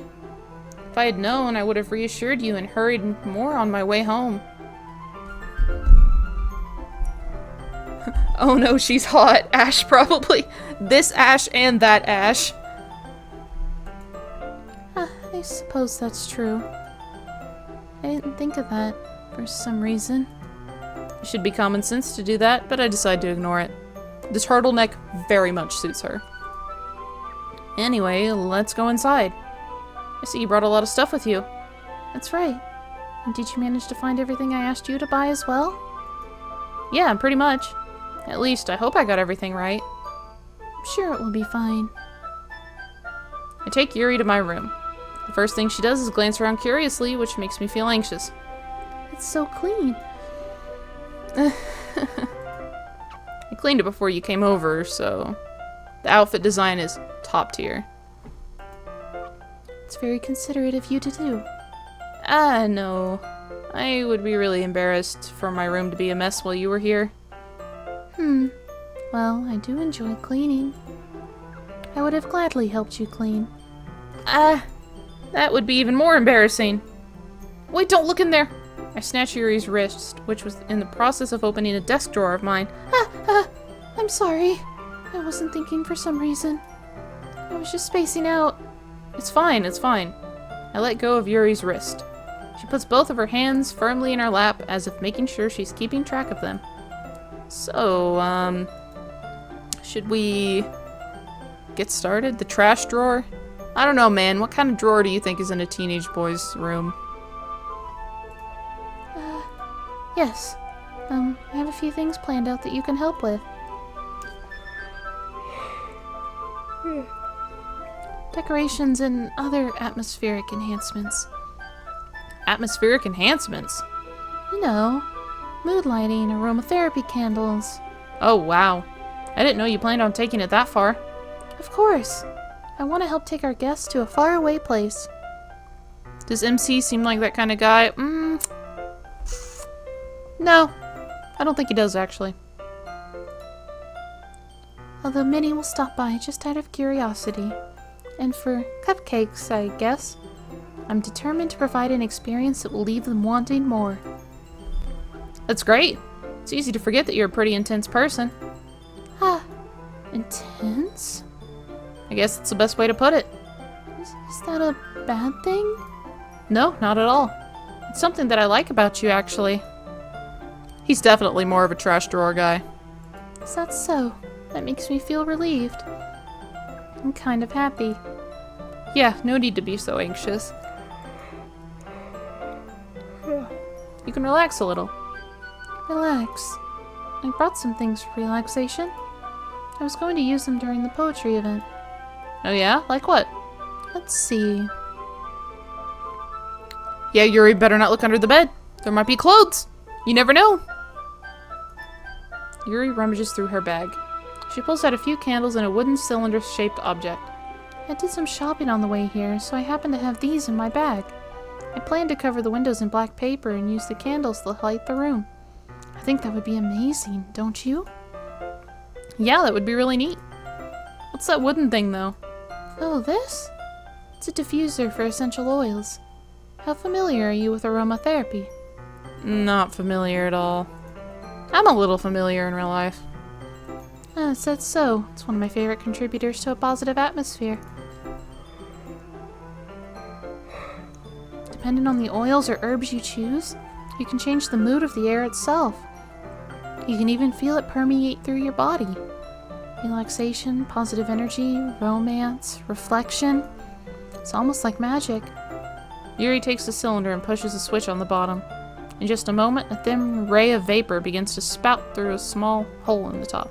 Why was that so hard to read? Wow, it smells wonderful. What kind of mood is this one for? This is a jasmine essential oil. It smells a little sweet and flowery, right? Yeah, that's a good way to describe it. I chose jasmine for the event because it provides more than relaxation. Jasmine enhances your emotions and helps you feel them flow throughout your body. You feel warmer and your heart pounds more heavily. Don't you think it would be perfect for sharing our poems? It does sound suitable. We are reaching peak romance. Oh my god. I'm so excited. You seem to know a lot about this, so I'll trust your opinion with anything. Yuri smiles gently, clearly enjoying herself. She again reaches into her bag and pulls out several spools of thin ribbon. What are those for? Well, did you purchase the origami paper I asked you to get? Yeah, I have it over here. We won't be using the paper for folding origami. What I'd like to do is write a different word on each paper. We'll need about 100 of them. Oh yeah? What will those be used for? Well, I'm going to cut pieces of ribbon to hang from the doorway of the classroom. Then we can fasten the paper onto the ribbons to create a doorway curtain. Wouldn't that be beautiful? It would also catch the eye of those passing by the room. It may attract some to peek inside. That's really creative. I had no idea you'd be so good at this, Yuri. Is that so? Well, I suppose I do get a little intense, as you put it.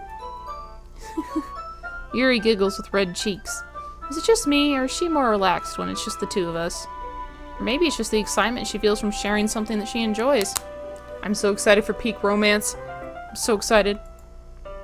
Here's a marker, Ash. You can write any characters you want. I'll help you once I finish cutting the ribbons. Ah, alright. Sitting on the floor together, the two of us get to work. I carefully draw a different character on each paper, doing my best to manage my bad handwriting. Oh my goodness. Yuri unravels a long strand of red ribbon to her desired length. Then she reaches into her bag once more and pulls out a pocket knife. Huh? The knife is strangely beautiful. The silver handle has an intricate pattern of waves etched into it. The blade itself is gently tinted blue. It's no ordinary pocket knife. It looks really fancy. Well. Embarrassed, Yuri looks away. What is it? You're gonna think it's weird. Yuri, whatever it is, I have no reason to judge. To each their own, you know? If you promise you won't be weirded out. Yeah, I promise. I'm sorry, one second, I'm gonna mute my texts. Alright. The thing is, I'm kind of into knives. They're just so pretty. I can't help it. I don't know what it is. The combination of craftsmanship and the feeling of danger, maybe? What am I saying? Please don't think I'm weird for this. You're laughing at me. No, I'm not laughing at you. It's just funny how nervous you got about sharing. It's an interesting thing to be into, I guess. But I think it kind of suits you. Suits me? Yeah, it's kind of intense. Besides, it's a really cool looking knife. I can't deny that. It is, isn't it? Yuri relaxes her expression once again. Ooh, would you like to hold it? Sure, I'll check it out. Yuri carefully hands me the knife with the handle facing me. I take it and turn it around in my hands. It feels heavy and extremely solid. Where do you even get a knife like this? Curious of its sharpness, I feel the point of my knife with my index finger. Ow! Ash, why did you do that? I didn't expect it to be that sharp. I barely touched it at all. It's my fault. I should have warned you. This knife's extremely sharp. It can cut through skin like it's paper. Oh no. A small drop of blood trickles down the side of my finger. Yuri takes my hand and gives the wound a closer look. She stares at it and noticeably fidgets. If you're squeamish, I'll go wash it off now. Without warning, Yuri puts my finger in her mouth and licks the wound. I mean, I've done that to myself before. So, as you do. As you do. I feel her tongue curl around my finger. Startled, I instinctively pull my hand back. Oh, please forgive me. I wasn't thinking. Yuri lowers her head, her face burning up. Yuri. It's the most embarrassing. Oh, shit. I knocked it. What did I knock over? Oh, we're fine. Yeah. You just lick your crush's finger. There's nothing weird about that. That's the most embarrassing thing I've ever done. How could I do something like that? I'm sorry. I'm sorry. Sure, it was a little weird and it took me by surprise. But I guess she was just trying to help, right? Yuri, I think you're overreacting a little. She doesn't lift her head. What if she doesn't recover from this for the rest of the afternoon? Alright, you know what? This might be a stupid thing to do, but I do it anyway. I take Yuri's hand and lick her index finger in return. Ash! Did you really just do that? And now we're even. I mean, good on him for trying to make her feel better, I guess. Yuri just looks at me like I did something wrong. I knew that would be a bad idea. If not for the sweet aroma of jasmine oil, the air would be extremely heavy right now. You're so weird, Ash. Yuri giggles shyly. Yeah, that's the best response. Huh? Yuri calling me weird? I have no response to that. Where do you keep your bandages? I don't think I need one, actually. It was just a tiny cut. Look, it already stopped bleeding. I see. That's relieving. The tension is quickly lifted. We each resume our respective activities. I watch Yuri's knife cut through the ribbon like it's nothing but air. Meanwhile, I continue to make progress on the paper. After we finish attaching to the paper to the ribbons, we lay them all out side by side. It looks better than I expected, but will be very effective as a door curtain. Looks great. Good thinking coming up with this, Yuri. Thanks. It's just something I saw online, really. Are you ready to move on to the next task? Yeah, let's do it. What do you have in mind? I'd like to create a banner. That's why I asked you to buy the paint tablets. Ah, that's right. One of the items Yuri asked me to buy was a kit of watercolor paint tablets. Ah, childhood right there. We'll need about 6 cups of water to put each of the tablets in. Do you mind fetching those for us? Of course not. 6 cups of water. I'll be right back in a minute. Thank you very much. Oh, and just a little bit of water is okay. If you fill the cups too much, it will be too diluted. Taking Yuri's advice, I decide to use small plastic bathroom cups rather than full-size glasses. Put them onto a plate to catch any of the paint that drips, and bring it back into my room. Yuri? Yes? I come in to see Yuri quickly unrolling her sleeve, pulling it back over her arm. Nothing. Your face is a little red. Is it too hot in here or anything? No, not at all. Yuri. I don't like this. There's nothing wrong, so let's mix the paint. Yuri hurriedly dismisses me and takes it upon herself to unwrap the tablets, dropping them into the cups. So, thought we would do something simple that would look very nice. I like to paint a gradient across the banner, starting with the colors from sunrise, then daytime, then sunset, and nighttime. Once it dries, I'll write an inspirational quote across the banner. We can hang it on the wall behind the podium at the front of the classroom. Ah, neat. What are you gonna write? Well, it will be more fun to surprise you. Yuri smiles at me. If you say so. After rolling out the banner, Yuri and I kneel on opposite sides so we don't get in the way of each other. Yuri uses a brush and adds a few dots of different colors across the banner to serve as a color guide while we paint. This kind of reminds me of elementary school. Painting on a banner with watercolors feels a lot like the art class projects we had back then. It's relaxing. I'm sorry if this feels too childish. Girl, how did you know what I was thinking? No, I didn't mean that at all. It's kind of fun, you know? Yeah, it is fun. I'm glad you feel that way too. Yuri stops painting for a moment, thinking to herself. For me, I don't need to go out and do crazy things to have fun. In fact, I usually don't even want to. I just like when I can spend time with one other person. Even if it's something simple, like reading, it doesn't even matter if we don't talk much. Just having a friend next to me makes things feel a little bit nicer. Sorry, I keep slipping in my chair. I think it's the pants I'm wearing. Is that so? Even if Yuri and I are quite different, I can understand where she's coming from. feel that way about things like anime and games, or simply sharing the experience with someone can make me happy.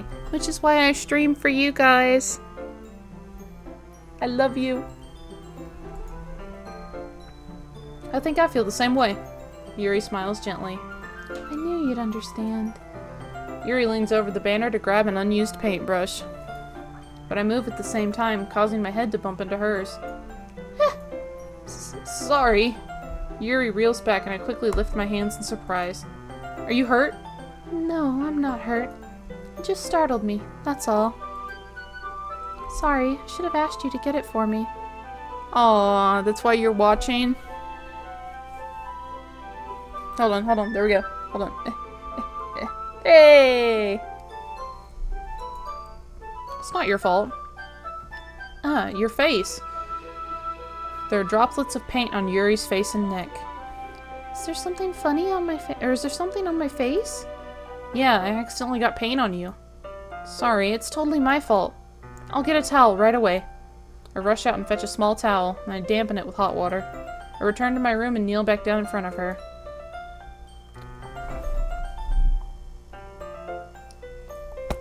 I am weak.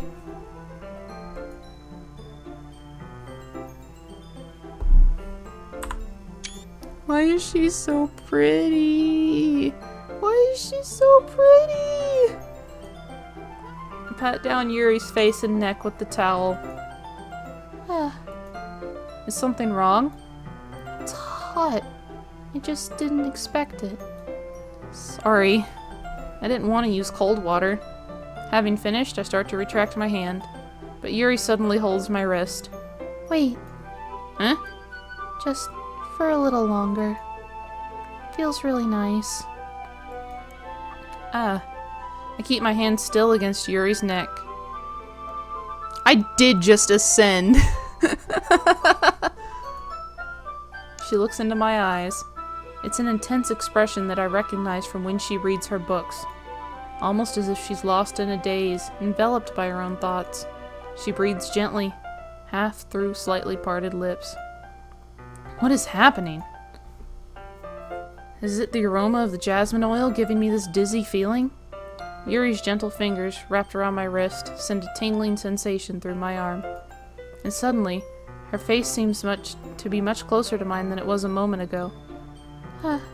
Yuri slowly pulls away. Sorry. I've been feeling a little lightheaded today. I didn't mean to space out. It's fine. The moment is over as soon as it began. Yuri picks up her brush again, but her movements seem clumsier, like she's unable to focus. I remain silent, forced to ignore the event that just transpired. At least Monica didn't ruin it for us this time. I hesitantly retrieve my own brush and continue following Yuri's example. Okay, after this bit, I am gonna stop, but I'm glad we kept going, because that was god tier. That should do it. I finished filling the night sky with white dots that look like stars. Looking at the banner as a whole, it's pretty and natural looking. I think it came out better than I expected. So close, though. Yeah, 5 to 10 minutes, that's what I'm thinking as well. I'm trying to get a feel for it. It kind of feels like we just hit the peak and now we're like coming back down. So. Yeah, me too. You gonna add the lettering now? Not yet. It needs to dry first. That's true, but won't that take a while?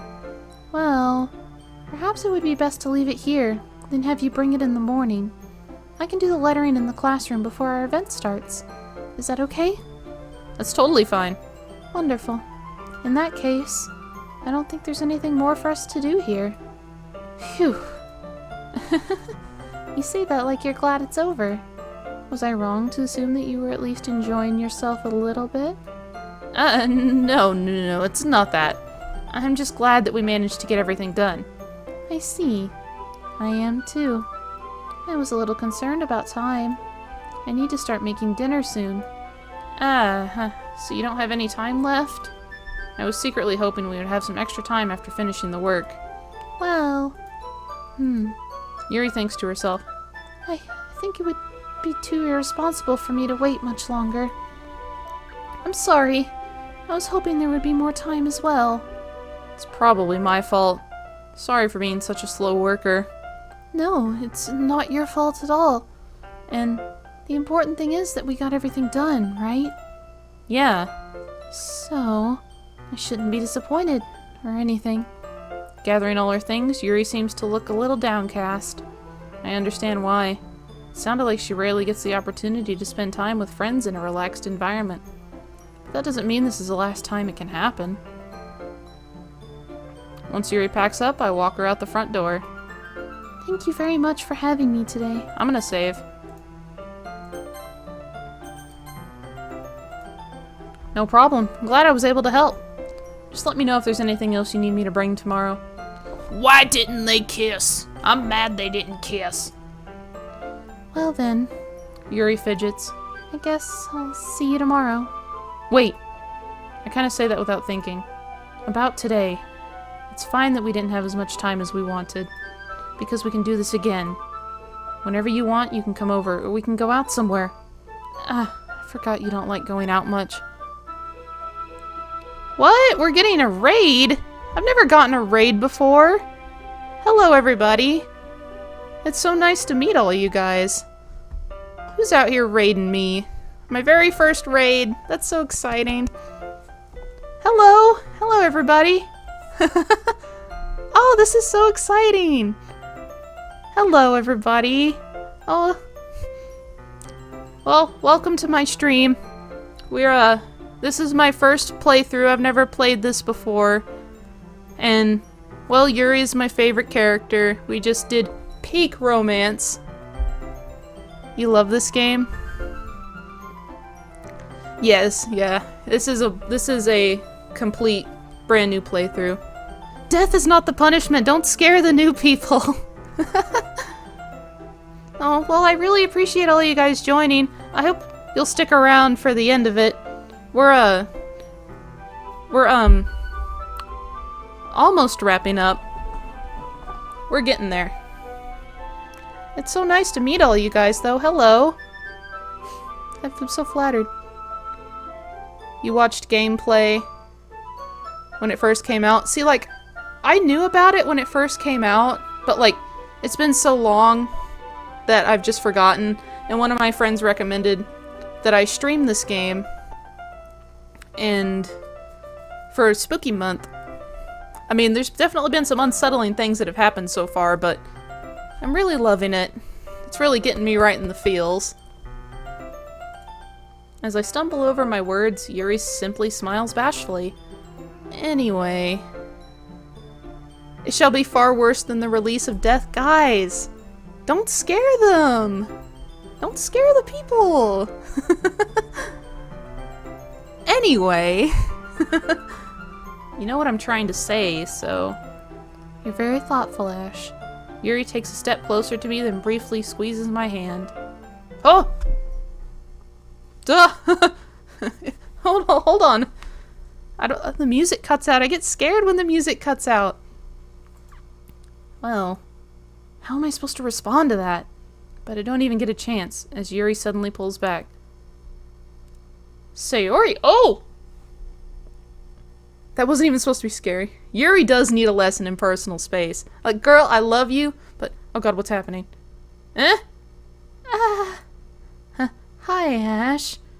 Sayori! Just now, we weren't... It's okay, Ash. I just stopped by to say hi. Well, it's nice to see you. Yuri is bestie. Thank you! Thank you, finally, someone on my side with this. Oh, Yuri is my favorite. Okay? I'm sorry, but I'm already on my way to leave. Oh, really? That's too bad. I'm sorry. But we'll all be together at the festival tomorrow, so that's fine, right? Of course. Sayori beams. Yeah, so I'll see you tomorrow. No, guys, you're gonna scare off the viewers. Okay, if you're gonna say booba in chat, one of y'all has to explain what booba means to the chat, okay? One of you guys gets that responsibility. What do you mean, no? So, ban that guy. Clearly embarrassed, Yuri hurries off. I like how the JPEG just kind of went, Yeow! Sayori waves goodbye after her. I won't scare you off. You like being confused. My mods have no power here. No, why are you guys defying me? Booba is booba. Yes, it is. Okay. Sayori, I thought you didn't want to come over today. Well, I tried staying in my room, but my imagination was being really mean to me. So I had to come here and see it for myself. See what? What are you talking about? You know, how much fun you were having with Yuri. We could have kissed. You are Monica eating boobas. Okay, well now you gotta explain eating Monica. Okay, yeah, we have to be sad, guys. Come on, we have to be sad. How close you got to her. We got very close. We got very close. It makes me really happy. She's tearing up again. That you've made such good friends. It's all that matters to me. Tears start to fall down Sayori's face. You have no idea what's happening, but you vibe with it? Awesome.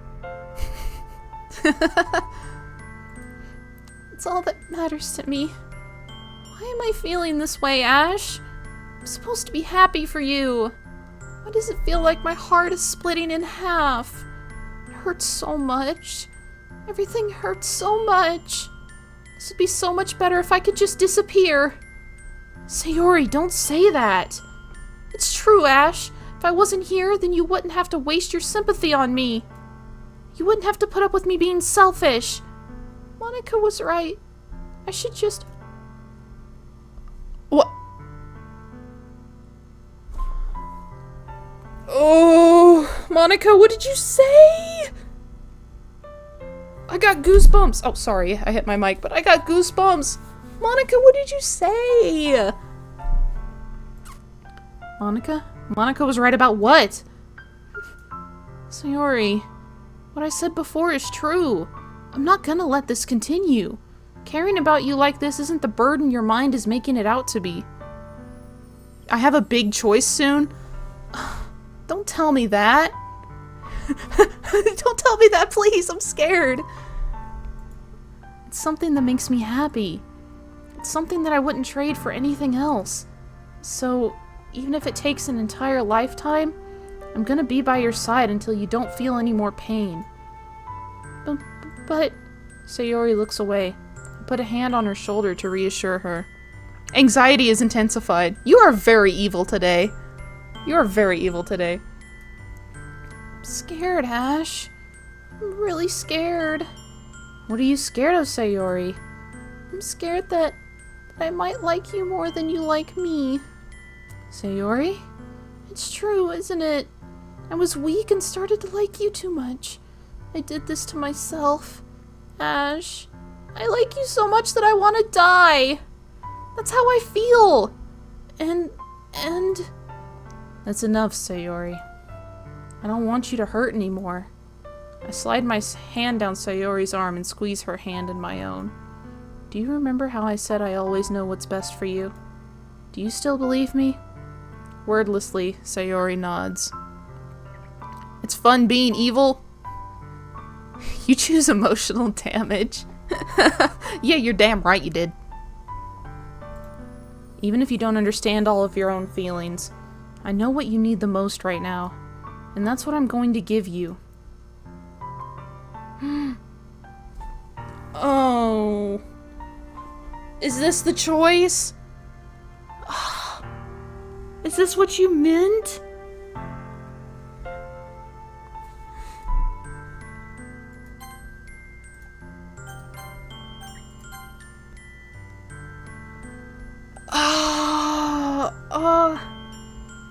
I'm so torn. 'Cause, like, I do like Sayori a lot. Like, but my chat members in Christ. You were torn too? Okay. Ah. Oh no. Okay, well I saved, so like, can I like, oh god. Childhood friend versus, you won't say what you chose. God damn it.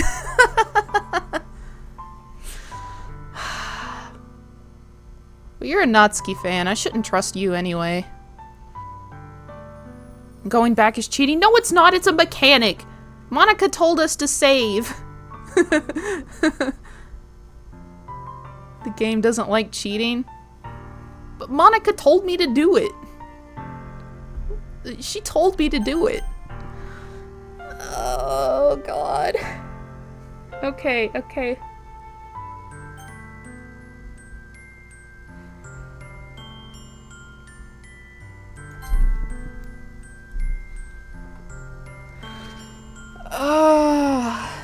You'll always be my dearest friend. What you need most is for things to be like they've always been. Monica says a lot of things, you're right. Broken heart. Monica told me the truth. She told me how much happier you seemed after I joined the club.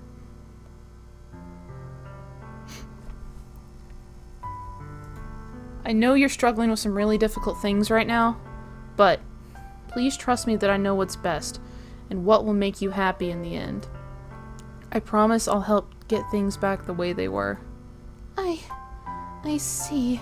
Sayori forces a smile through an incredibly pained expression. Is this what it feels like to get stabbed in the chest? Bro, stop! I'm not gonna cheat on my not girlfriend, okay?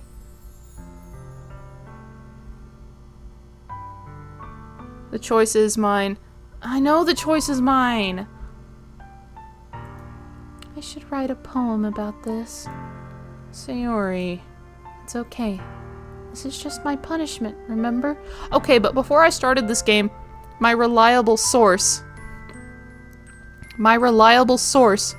told me that I should play the game and choose what I feel is right. Although neither one of those options felt right to me. I'm just saying. For being so selfish. So please don't worry about these stupid feelings. I know you're right. I knew this whole time that there's no happiness down that path. That's why I came here.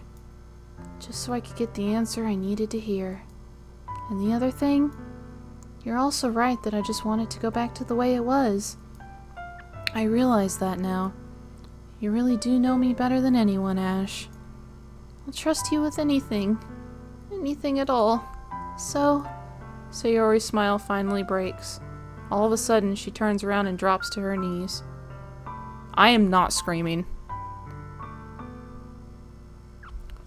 So did you reject her too? Is that what you're saying? Your heart is remembering this moment and how sad it was? How sad you were? But, there is a scream. There is a cry. Broken heart scream. There you go, that's all you get. You rejected her. Okay, I don't feel as bad.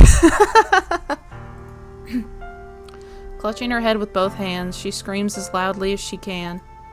I'm so shocked that I don't know how to react. Sayori looks over her shoulder and flashes me one more weak smile before turning around and running off.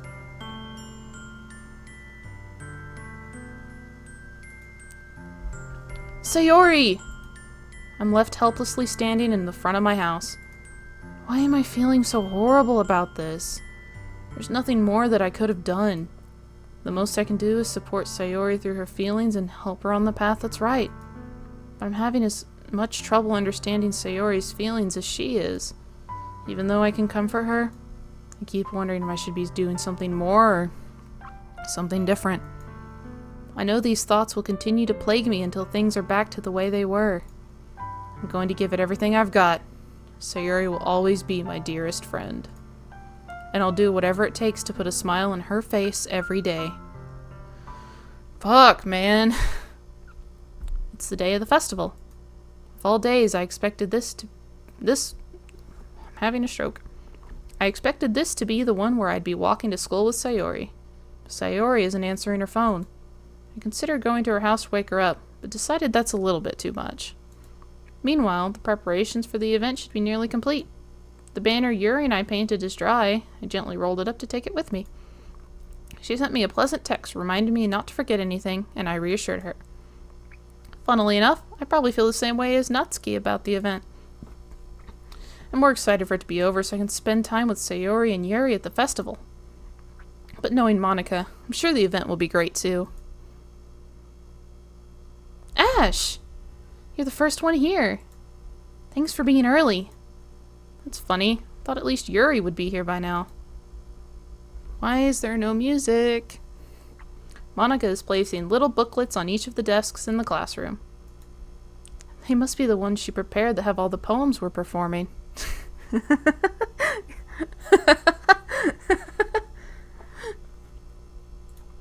In the end, I found a random poem online that I thought Monica would like and submitted it. So that's the one I'll be performing. You guys are crazy. I'm surprised you didn't bring Sayori with you. Yeah, she overslept again. That dummy. You'd think that on days this important, she'd try a little harder. I say that, but suddenly remember what Sayori told me yesterday.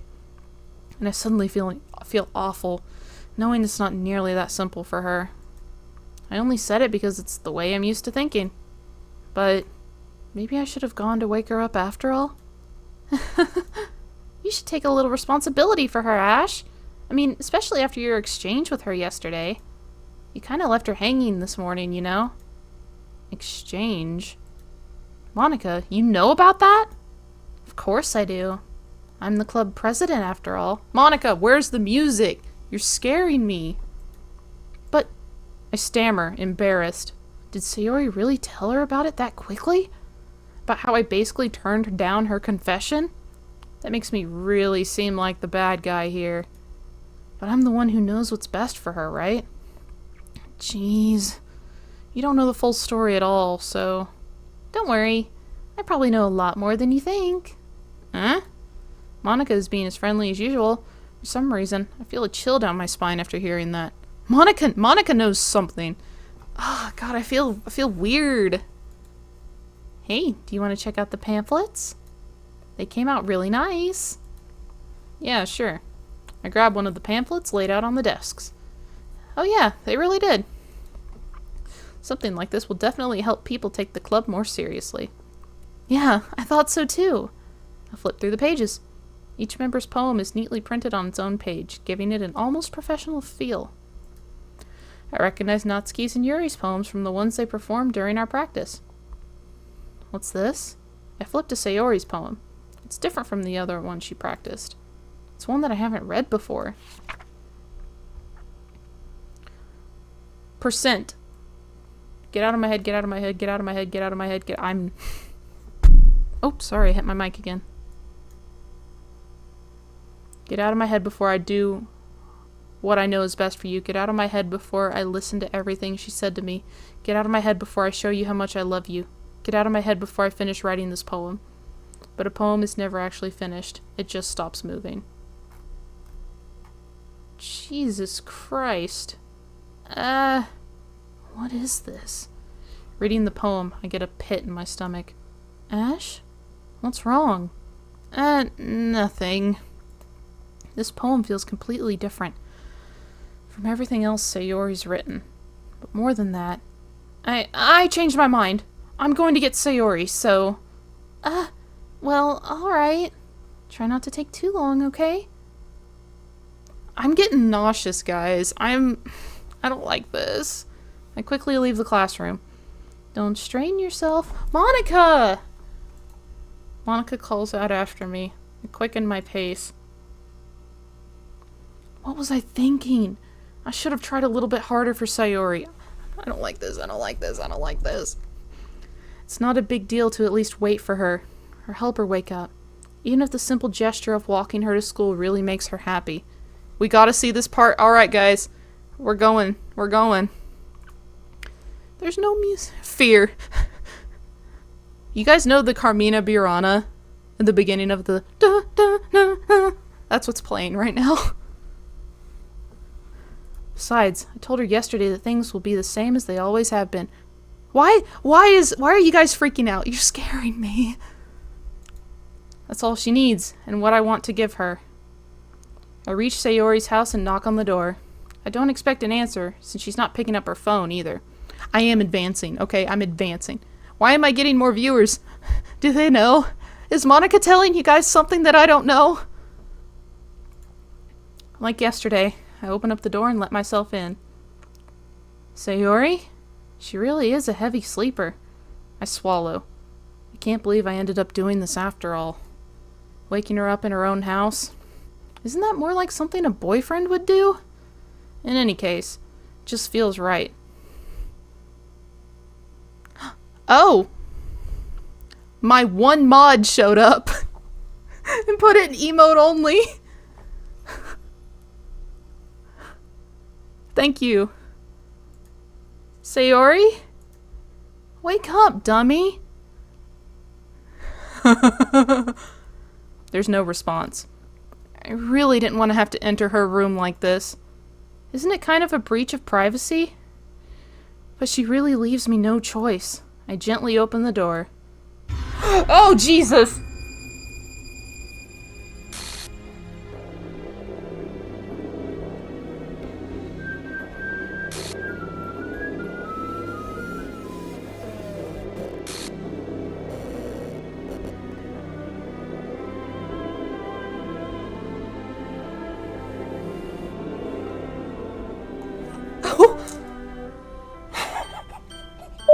What?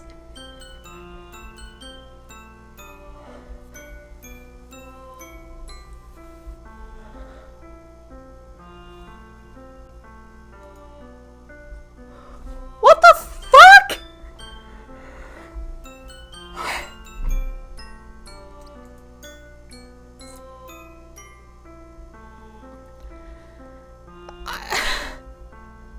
I don't... Shut the fuck up! You rejected her too, you know! I'm...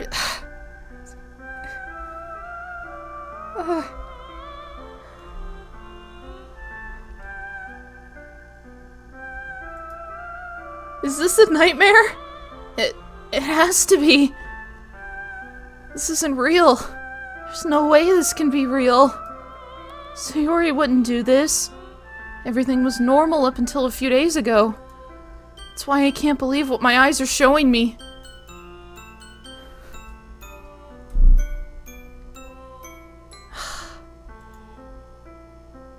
I suppressed the urge to vomit. Yep. Okay, you guys can't see it, but right there in my bedroom is a bathroom. My arms feel so heavy. Just yesterday, I told Sayori I would be there for her. I told her I know what's best, and everything will be okay. Then why? Why would she do this? How could I be so helpless? What did I do wrong? Turning down her confession? That has to have been what pushed her over the edge. Her agonized scream still echoes in my ear. Why did I do that to her when she needed me the most? Why was I so selfish? This is my fault! My swarming thoughts keep telling me everything I could have done to prevent this. If I just spent more time with her, walked her to school, and gave her what I know she wanted out of our relationship. Oh, fuck! Then I could have prevented this.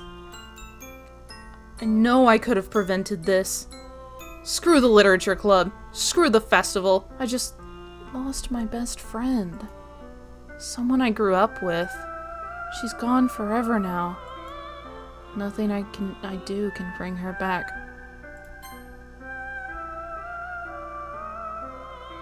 I think Monica said...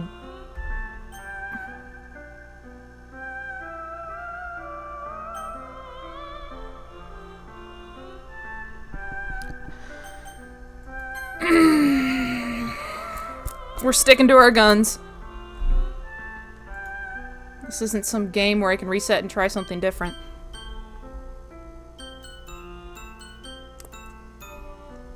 Okay, for a bit. Alright. I had only one chance. I wasn't careful enough. And now I'll carry this guilt with me until I die. Nothing in my life is worth more than hers, but I still couldn't do what she needed from me. And now, I can never take it back. Never. Never. Never. Never. Never. Oh, that's the fucking end, I guess. Ugh. I don't like that.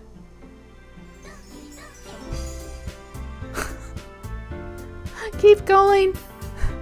I can't, guys.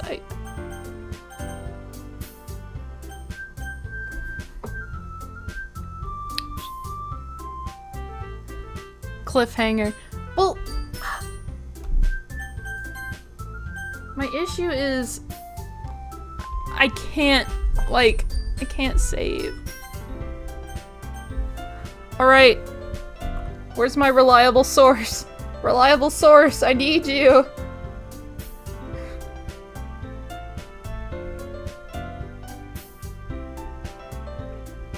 I save real quick. Well, how do I save real quick? It's like the save button's not there. Hold on. New game and then immediately save. Okay. Yeah, I can save on a separate file. I've just... Oh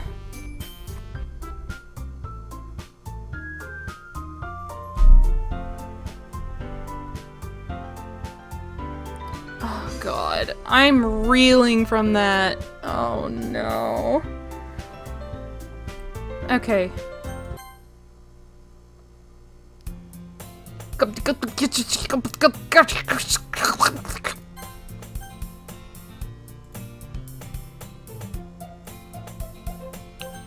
Alright, ladies and gentlemen.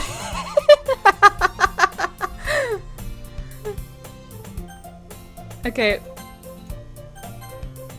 Cool, now you guys know what day and time it is for me right now.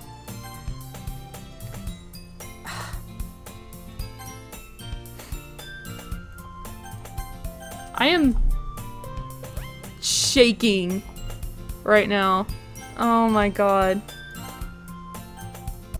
Okay. Alright. So, that was an adventure. Oh, nope. There we go. Yeah, so now I'm definitely very much into it. For those of you that I thought the game, oh, it gets worse? Or, Jesus. Okay. So, thank you. Thanks for saying goodnight. I really appreciate all you guys coming by, especially those of you who came for the raid, came with the raid. I really appreciate you sticking by and stuff like that. I enjoyed you a lot. It really made me happy. Well, now you can't sleep. Well, girl, same. I got work in the morning. How am I supposed to deal with this? But, yeah, I'm definitely going to stream again, you know, Sunday night. So, if you guys feel like coming back Sunday night, let's say, watch wholesome vids before you sleep. Oh yeah, I'm probably gonna watch Jerma or something. He's usually my go-to. But, Sunday night, about 10 p.m. Let's plan. Yeah, cat videos and Jerma. That sounds really good. Yeah, Sunday night, 10 p.m. Let's play this game again. I'm... Jeez Louise. Alright. Sunday night, 10 p.m. we'll play this. That's my point. That's what I've been trying to say for the past, like, 30 seconds. Alright, so we got Germa, cat videos, and memes. You're gonna watch children fall on their faces? You know what? Let's throw that to the list, too. But anyway, I really appreciate you guys coming out. And I will see you guys again Sunday. Hope to see some returning faces. I hope those of you that were new enjoyed it. And maybe I'll see you again Sunday. Have a great night, everybody.